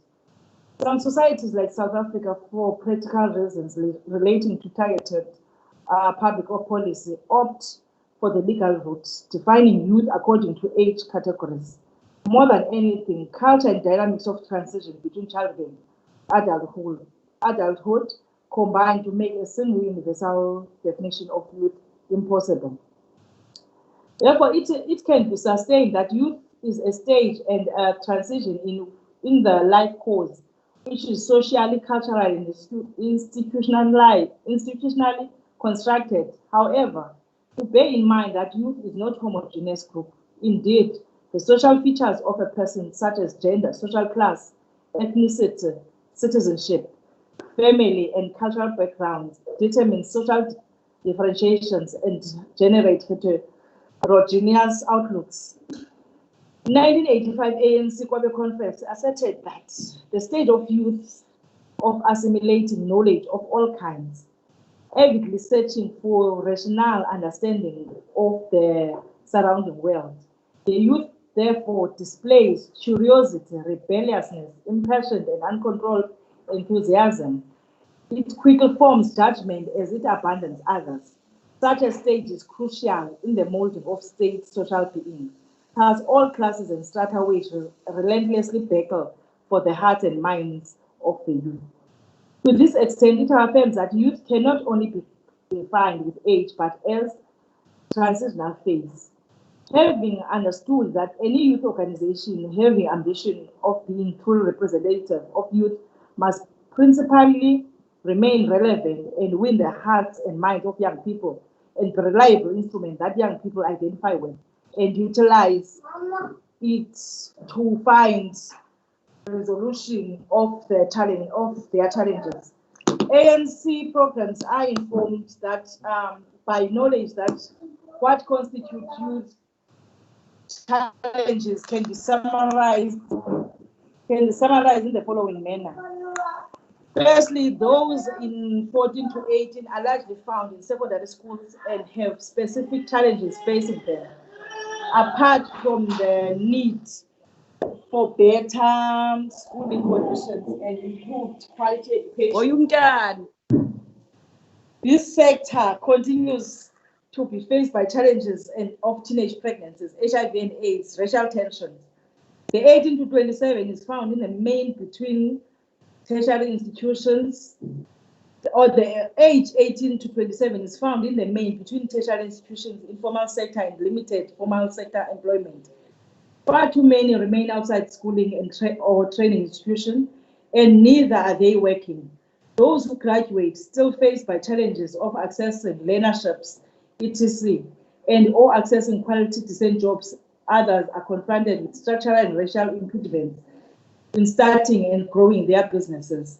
By and large, this is a group that is, if not or either still in training or school or just started work, it remains unemployed and battles conditions of poverty in our communities. Those who just started work are exploited, and at the stage, prospects are constrained. From ages 27 to 35, it is confronted by challenges of unemployment, lack of relevant skills, housing, limited opportunities in terms of economic growth, either as workers or youth entrepreneurs. This category is also affected by the challenges of alcohol abuse, crime, and HIV and AIDS. And it must further be noted that whilst the growing youth section of middle strata, majority still remains confronted by challenges of high indebted poverty, access to education, lack of required skills, and unemployment. The ANC program represents a bold step forward in assuring young people that it is their insurance to the future, or is their insurance of the future. No other political party has profound and bold policy proposals than the ANC. The ANC, with experience of over 25 years, makes a realistic action plan that as the party in government, it will be able to implement. It is only the ANC that can stand boldly and say it is proud of its past and confident of the future. Let us move forward as young people in unison in affirming the ANC. The general mission of the progressive global youth movement can be summarized in the following manner as I'm concluding. Bringing about social justice, especially for the working class and the poor. That means build human solidarity and poverty, reduce inequality, improve the quality of life and protect the environment in a way, improve the human condition. Build politically a new global balance of power. That means deconcentrating power from one state or bloc, transforming multilateralism, and end wars. Realize the creative potential of the people and realize cultural freedom of all people. Restore belief in youth. Lastly, we need to improve the human condition in our lifetime. And Honorable Cassim needs to understand, and in fact, to appreciate that this is Eastern Cape, not Western Cape, and he lives in this Eastern Cape, not in Western Cape. Thank you, Honorable Deputy Speaker.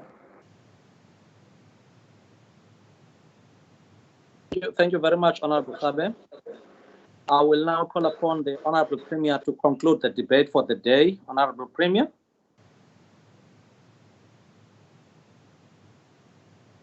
Olombosa yaphondo lempuma koloni.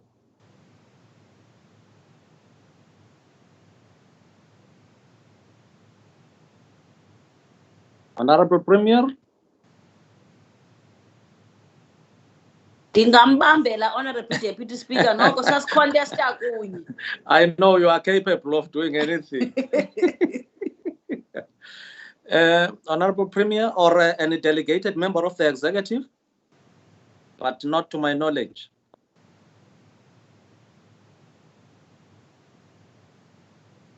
Leader of government business, are you there, Honorable Premier?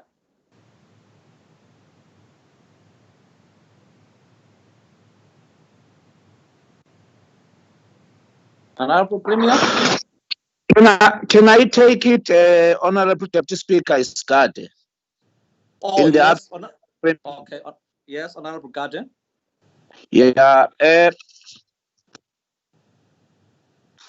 Honorable Deputy Speaker, let me first clarify the issue relating to two concepts that has been raised by Honorable Cassim, the LACE program and as well the YEBO program, and how both of those concepts relate to the socio-economic underpinning questions of the both provinces. One, Honorable Deputy Speaker, is that... Sorry, Honorable Garden. Yes.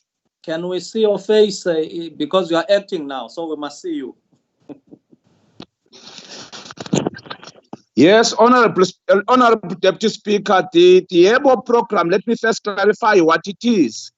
The YEBO program is a program that is a partnership between the Western Cape government and various NGOs aimed at improving education outcomes and encouraging cultural vitality.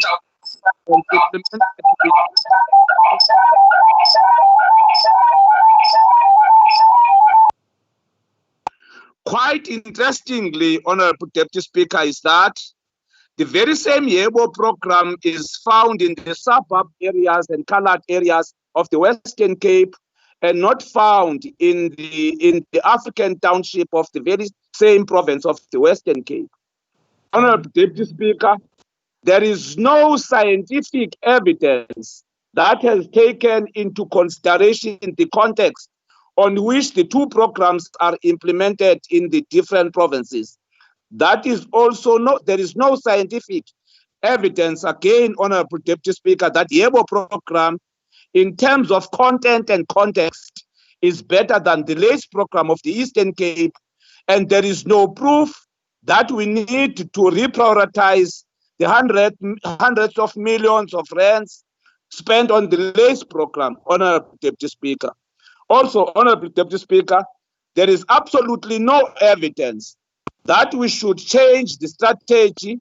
However, there is more evidence that we must continue and strengthen the LACE program as it has given us some fundamental improvements in the past years of the provincial government, Honorable Speaker. For the purpose of clarifying and giving more information, content and context on LACE program for Honorable Cassim, the Department of Education has been implementing the learner attainment improvement strategy, and it has produced a positive result of this province. And in the last analysis, it has even enabled this province to produce learners that will be in the near future contribute to the building and strengthening of the economy of this particular country. Honorable Deputy Speaker, what is the LACE program, by the way? LACE program is is meant to improve education, leadership, management, and administration at the head office up to schools. 2, it is meant to improve the resource allocation, provisioning, and utilization, including the accountability system. It is meant to implement back to basics program to increase productivity, performance at work. It is meant to mobilize communities to support education delivery through quality learning and teaching campaign. It is meant to stabilize the education system in order to respond to provincial imperatives. It is meant to improve the achievement of learning outcomes across the program.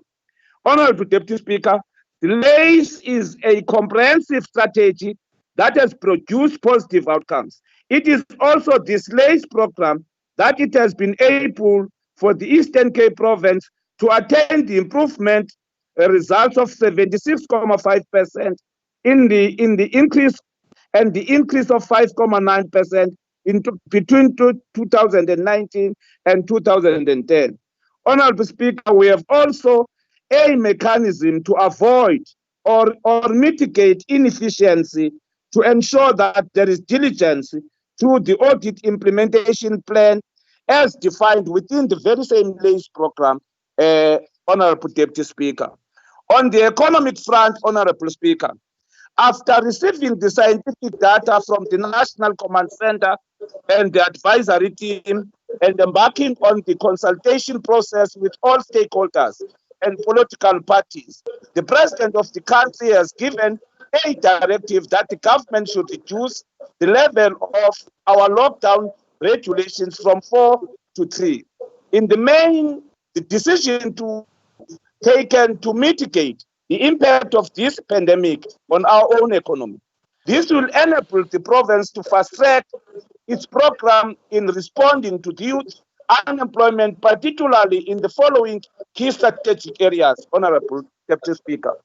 1, youth in infrastructure, which is focusing on placement of youth in the basic infrastructure maintenance program across the departments of this provincial government. Youth in agriculture, which is aimed in equipping young people with basic agricultural skill to be able to produce a food security for this particular province and the country at a broader scale.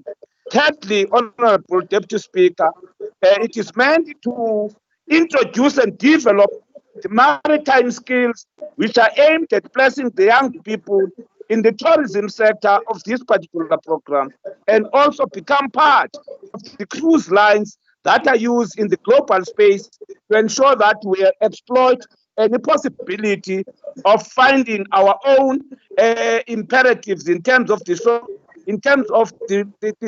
oceans economy that we have developed in the province.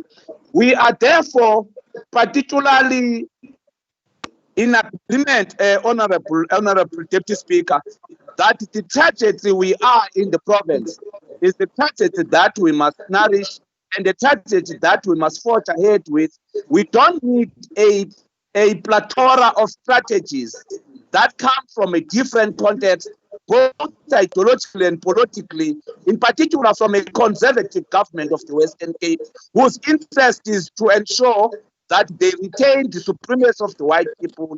Hence, the very same Yebo program is not found in Khayelitsha, is not found in Kukuletu, is not found in Makassar, is not found, and Honorable Cassim must answer that question, whether the program is meant for the people of the Western Cape or a particular sector of that particular province. And therefore, we don't need a Honorable Deputy Speaker.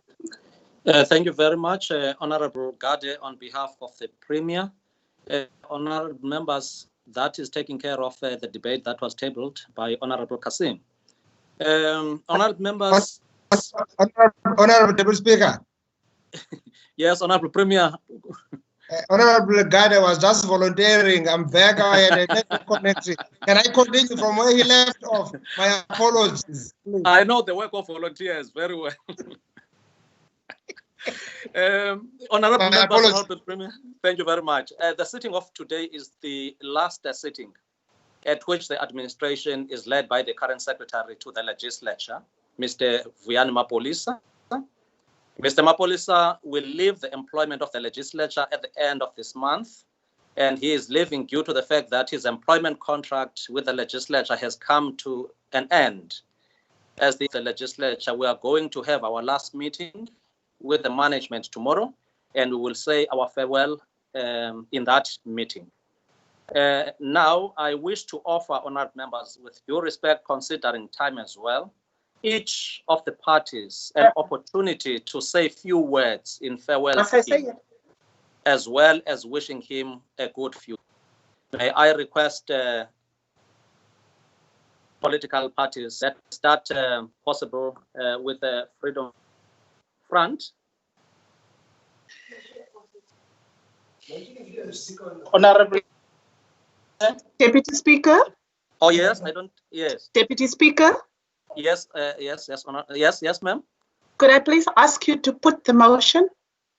Oh yes, okay. Just before I go to that debate, let me put the motion to honored member. I put the motion. Agreed. Agreed. No. Agreed. Agreed. Reject. Agreed. No. Okay. No. No. Agreed, Deputy Speaker. No. Honorable Deputy Speaker, Okay. I rise to oppose the motion. Agreed. Honorable members, I hear you, but by explanation, I can hear that there is a lot of agreement, but I can register the objection. Who is objecting? Yes, Deputy Speaker. Pardon? Deputy Speaker, Yes. I wish to object to that motion.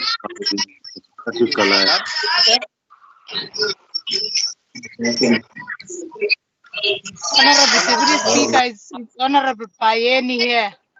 Yes, yes. Honorable Deputy Speaker, I rise to object the motion on the basis that we, as the province, we have a program that we are pursuing that is almost similar to what is posed in the motion. So we don't need this motion. It's frivolous. Thank you. Honorable Deputy Speaker. Honorable Deputy Speaker. Honorable Deputy Speaker, it's Honorable Knutzer. Honorable who? Knutzer. Maza. Honorable members, let me summarize this because I was listening to the debates. Can we note those that were agreed and we confirm that? Order, Honorable Deputy Speaker. Order, Honorable. Okay, let me finish so that you can take me. No, I'm saying, Honorable Speaker, I want to assist you. And honorable members, please mute their mics. Oh, fine. Please mute your mic. Please, Honorable Because I want to summarize that there is an objection to the motion, which is now quite clear and straightforward. And we are just noting it, but it has been objected in terms of the rules and procedures of the House. Agreed? Yes. Okay. Disagree. Agree to what? On a point of order. We agree on objection. Yes, the motion has been. I have a point of order. Yes, no, I've noted you, Honorable Cowley. The motion has been presented. The motion has been debated, and in majority of the objections that I'm getting, it is rejected. It's not that. How do you know it's majority? How do I know it's majority? Yes. Honorable Deputy Speaker, point of order, please. Honorable Deputy Speaker, point of order. Honorable Van den Brockenrode. Honorable Brockenrode. Honorable Deputy Speaker. I'm giving you the platform, Honorable Member. Yes, you have put the motion. It was agreed. You have agreed to the motion. Then you reverted back. How do you know that the majority of the members has disagreed to the motion? I cannot see that this is a logical I'd like to put the motion. Honorable members, by the time there was a lot of havoc in terms of expression. And I'm saying now I've heard a lot of you objecting to the motion. And I think when the situation is like that, it stands to reason there are two options that are available. It's either we vote for the motion, but it is quite clear because of the exclamation and number of people objecting. It's usually the case in the House. We know when it is objected. So I don't need any other explanation or how many voices there is. On a point of order, Deputy Speaker. Honorable. Yes, yes, sir. Order. Honorable Deputy Speaker, rule number 90, arise on rule 99 of the rules of the legislature. Rule 99 affords a reply is allowed to the member introducing a subject for discussion or to the member in charge of an order of the day. Are you not supposed to, in terms of Rule 99, have allowed myself, the introducer of the motion in charge, introducing the subject for discussion, right of reply, in terms of the rules, Deputy Speaker? But that doesn't take away the summary of the objection to the same motion. That's why I was saying majority of cases we listen to the members. It has been debated by all parties, and there is an objection now that has been formally registered in this virtual meeting. Deputy Speaker, when my right to reply in terms of Rule 99? No, I can afford to do that, but I was still addressing a matter of your motion, which has now been rejected by a number of members of the provincial house, provincial legislature. Honourable members, that is the situation. Deputy Speaker, you must allow me to reply before you put the motion. Yes, you can. You can in 1 minute. No. 1 minute. You're supposed to do that before you put the motion. Honourable members. Deputy Speaker. Deputy Speaker. Now. Yes. Luana. You all right, Honourable Luana? Yes, Deputy Speaker, I stand. No amount of usage of loopholes in the rules book by Honorable Cassim would persuade the majority of the House otherwise, except to enjoy listening to himself, which I think it is at times unfair to us, because without plenty time to articulate his Deputy Speaker, a point of order, please. All right. On a point of order. Honourable Luana, I hear clearly what you are saying, but just for purposes of fairness, it is quite clear the whole motion has been rejected, but I wanted to give him just a minute as a move of the motion, then we proceed. But Honourable Speaker, point of order. Point of order, Honourable Speaker. Yes. Okay. You gave me Honourable Speaker. Yes. Yes, Honourable Speaker, the critical point here is that Honourable Cassim must not be very opportunistic in a wrong way, because what has happened, Honourable Speaker, is that he was supposed to have requested that immediately after the Speaker of the African National Congress, but he didn't do that. He waited up until the motion is put. That is for us to vote. And after we've voted, and then there is a debate after that, he wants now to respond. That is why we are saying he must not be given that opportunity, because he's becoming now very opportunistic. He allowed all that processes to continue. Honourable members, so he cannot be Honourable Deputy Speaker, on a point of order. No, just before point of orders. I think we must take Rule 99, which does not this does not apply in terms of Rule 99, what Honourable Cassim is requesting. And I think let's put the matter at this level. It is quite clear that there is an objection to the motion, which is a standard issue. And now I'm putting the matter to rest. And I think I've noted the orders and counter orders, but it is quite clear by now that even though we are on this virtual platform, this doesn't arise in terms of Rule 99 of our own orders. Thank you very much, Honourable Member. Can I request political parties to express their few words of appreciation to the Secretary?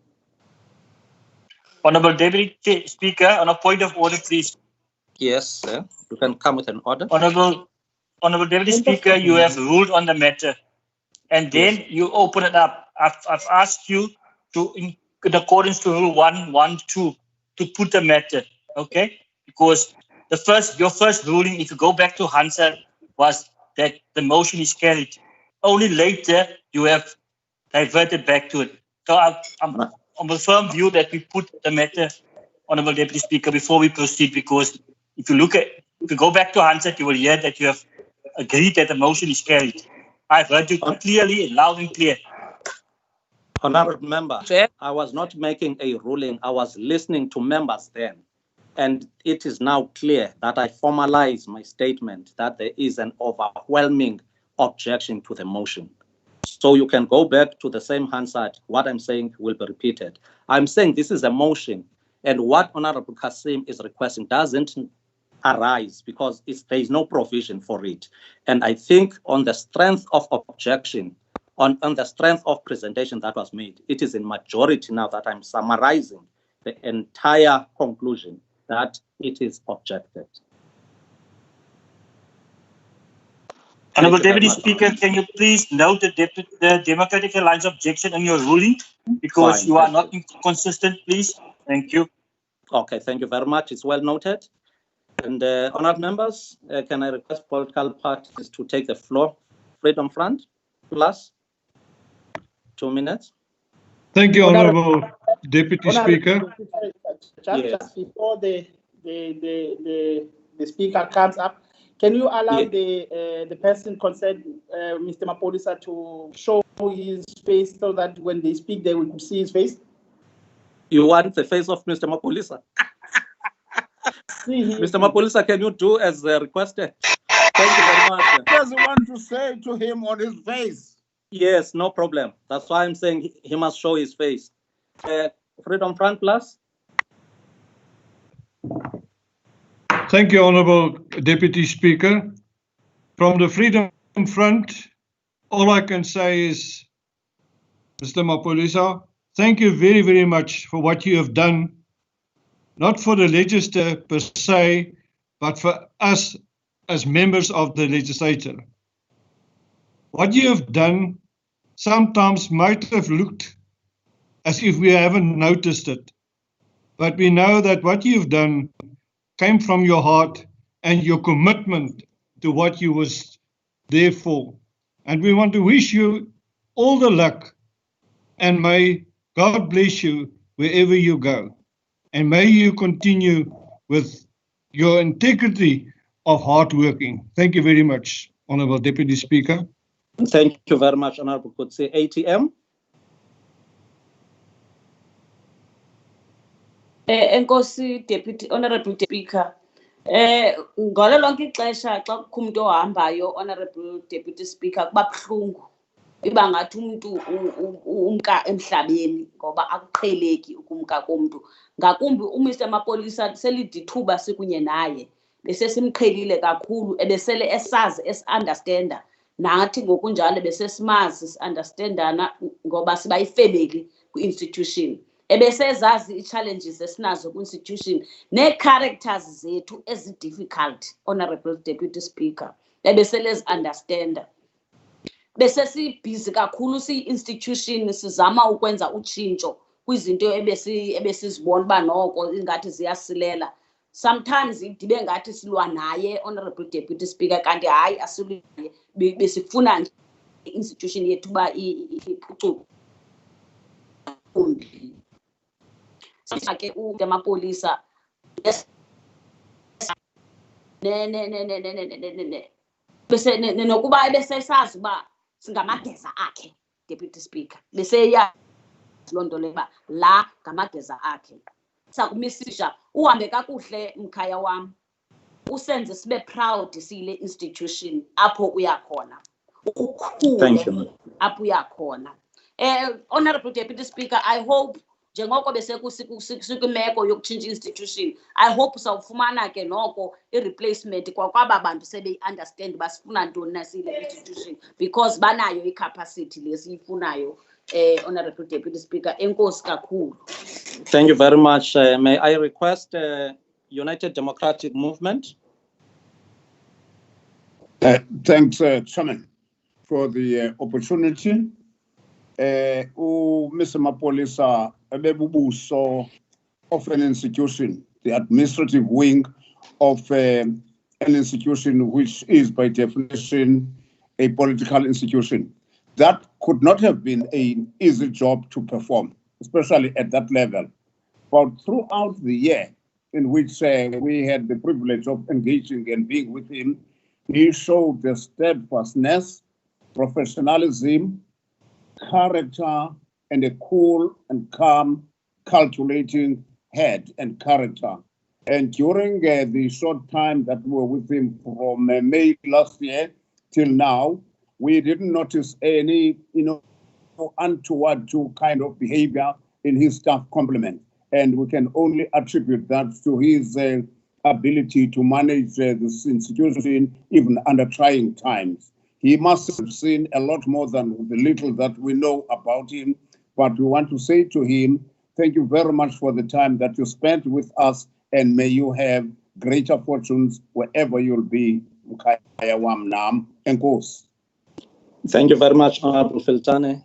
Democratic Alliance.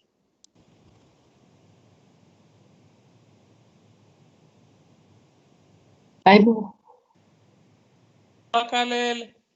DA? Bamatch out. Is that so? Are they out of the virtual? We are here, Chair. Oh, sorry. Trying to find out if our member is, whether he's been cut off or not. No, Honorable Stevenson is going to debate. It's going to. Oh, okay. Honorable Stevens coming. Over to you, Honorable Stevens.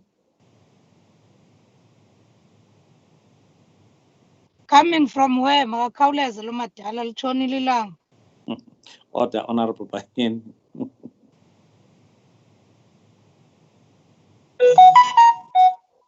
I know poor Honorable Stevenson. Can they unmute Honorable Stevenson, please? You hear me? Yes, Honorable Member, we can hear you.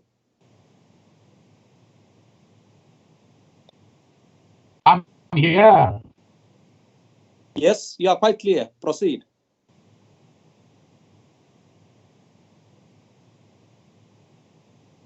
Unmute. Can you please unmute Honorable Stevenson? I can see you're still muted here. Can anyone unmute Honorable Stevenson, please?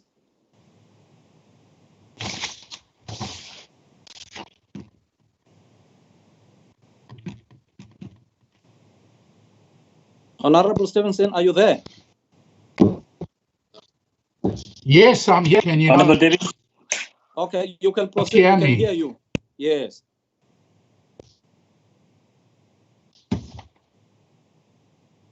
Can you hear me? Sorry. Yeah.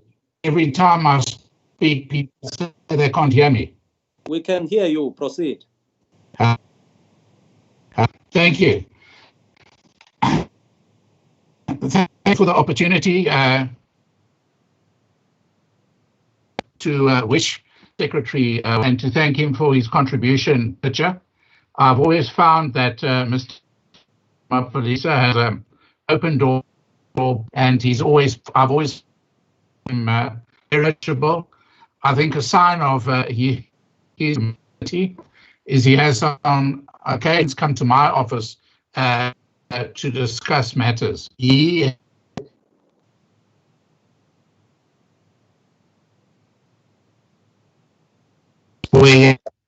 has to work with different political, and I think he's managed to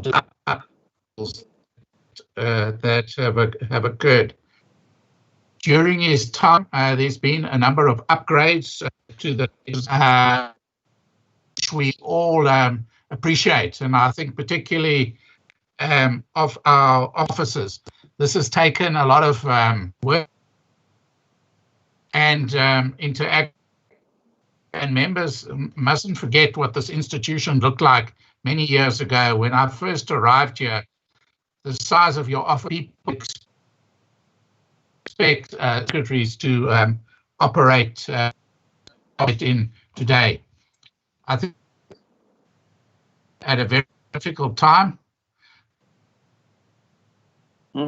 our work has managed to on a platform.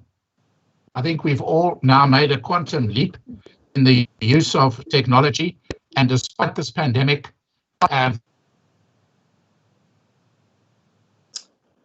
Well, Honorable Bobby. Him being in control.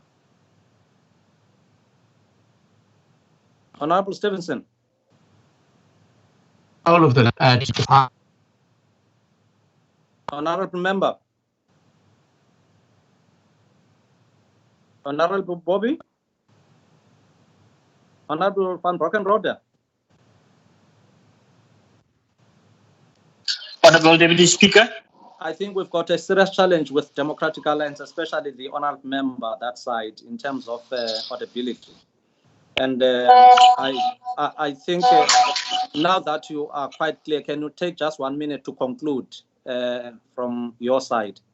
At least we Thank are you. five. Thank you, Honorable Deputy Speaker.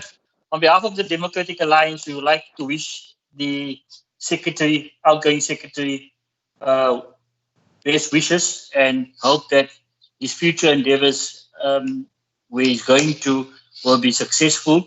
We want to thank him for his tireless work in the legislature, always being helpful, helping hand, a listening ear, phone call away, and always ready to assist. We want to thank you very much for serving the nation, the legislature, and all political parties in the spectrum. Thank you. Thank you very much, Honourable Member. African National Congress. Speaker.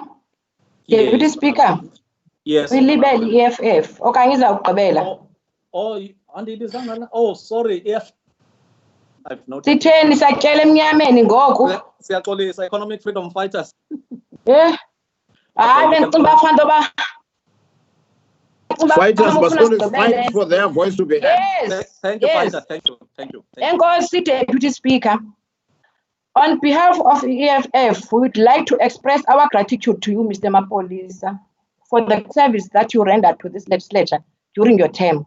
You were mindful of the mandate that this legislature had to fulfill, and you did your best to ensure that mandate was fulfilled.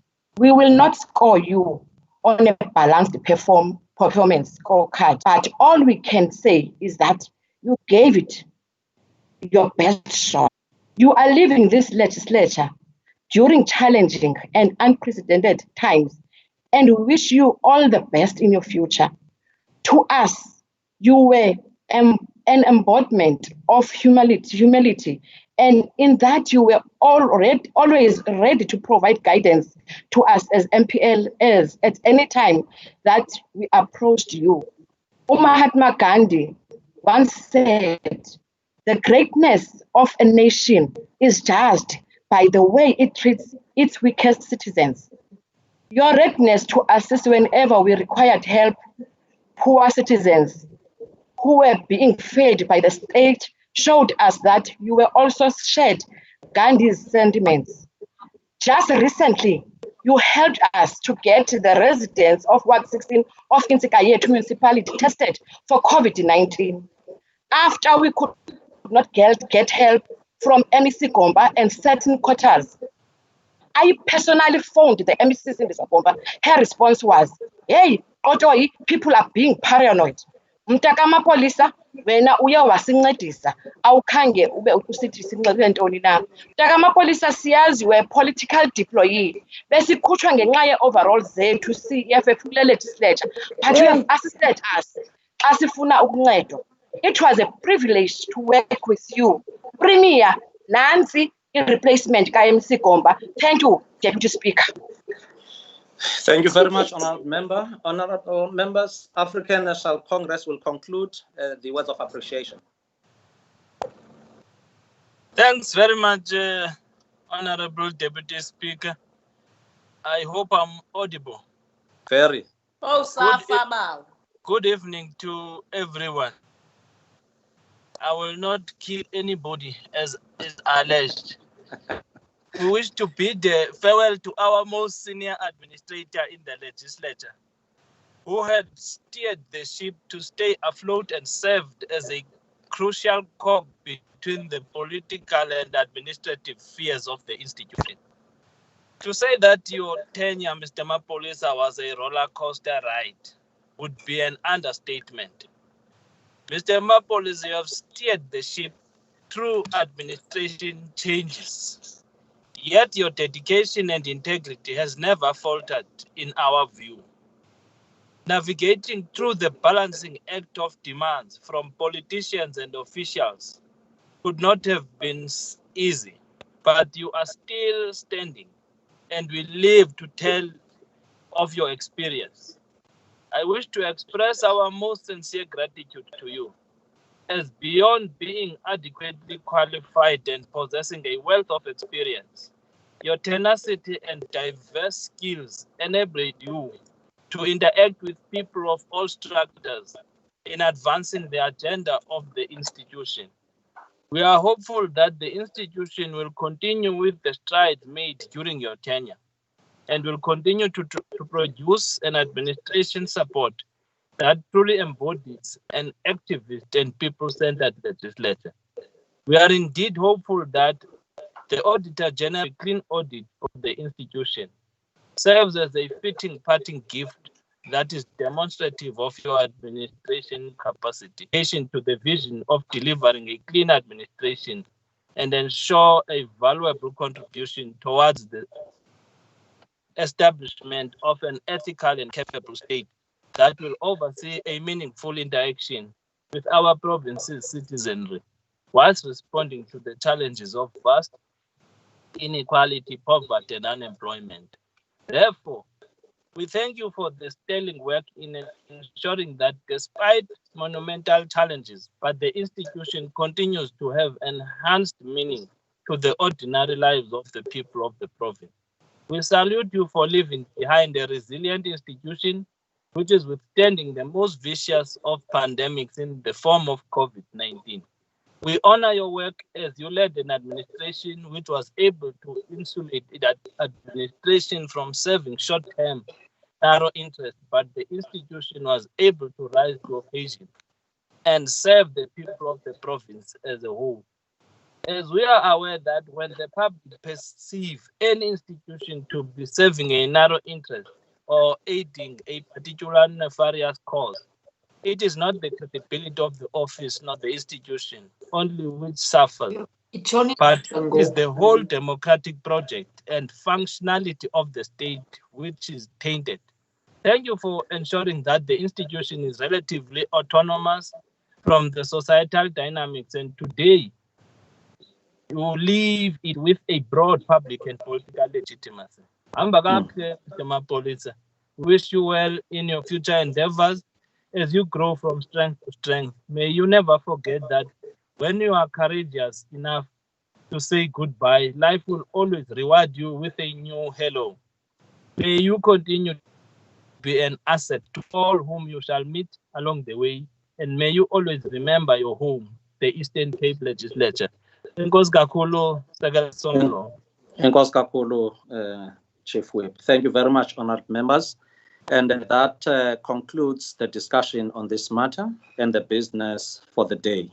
It has been long and tedious, but I think we have enjoyed the deliberation and the discussions. The House now will adjourn until further notice. As we continue to do that, I think all honored members are quite aware that we need to put our mask as is, and we put our own disinfectant so that we don't infect others as we go along. May I say thank you very much and good night and good evening at the same time. Thank you very much, our members. Thank you, Deputy Speaker. Thank you, Ngoma. Bye, bye. Thank you, Dad. Thank you. Deputy Speaker, ungafaki imask ebhedini. Thank you, Mtungwa. Kubantu usebhedini. Yalalwa kaloku uDeputy Speaker angafaki la mask elala, please. Ubonisa uba usaya kwi-public. Premier, lo nto ayithwele entloko makayethule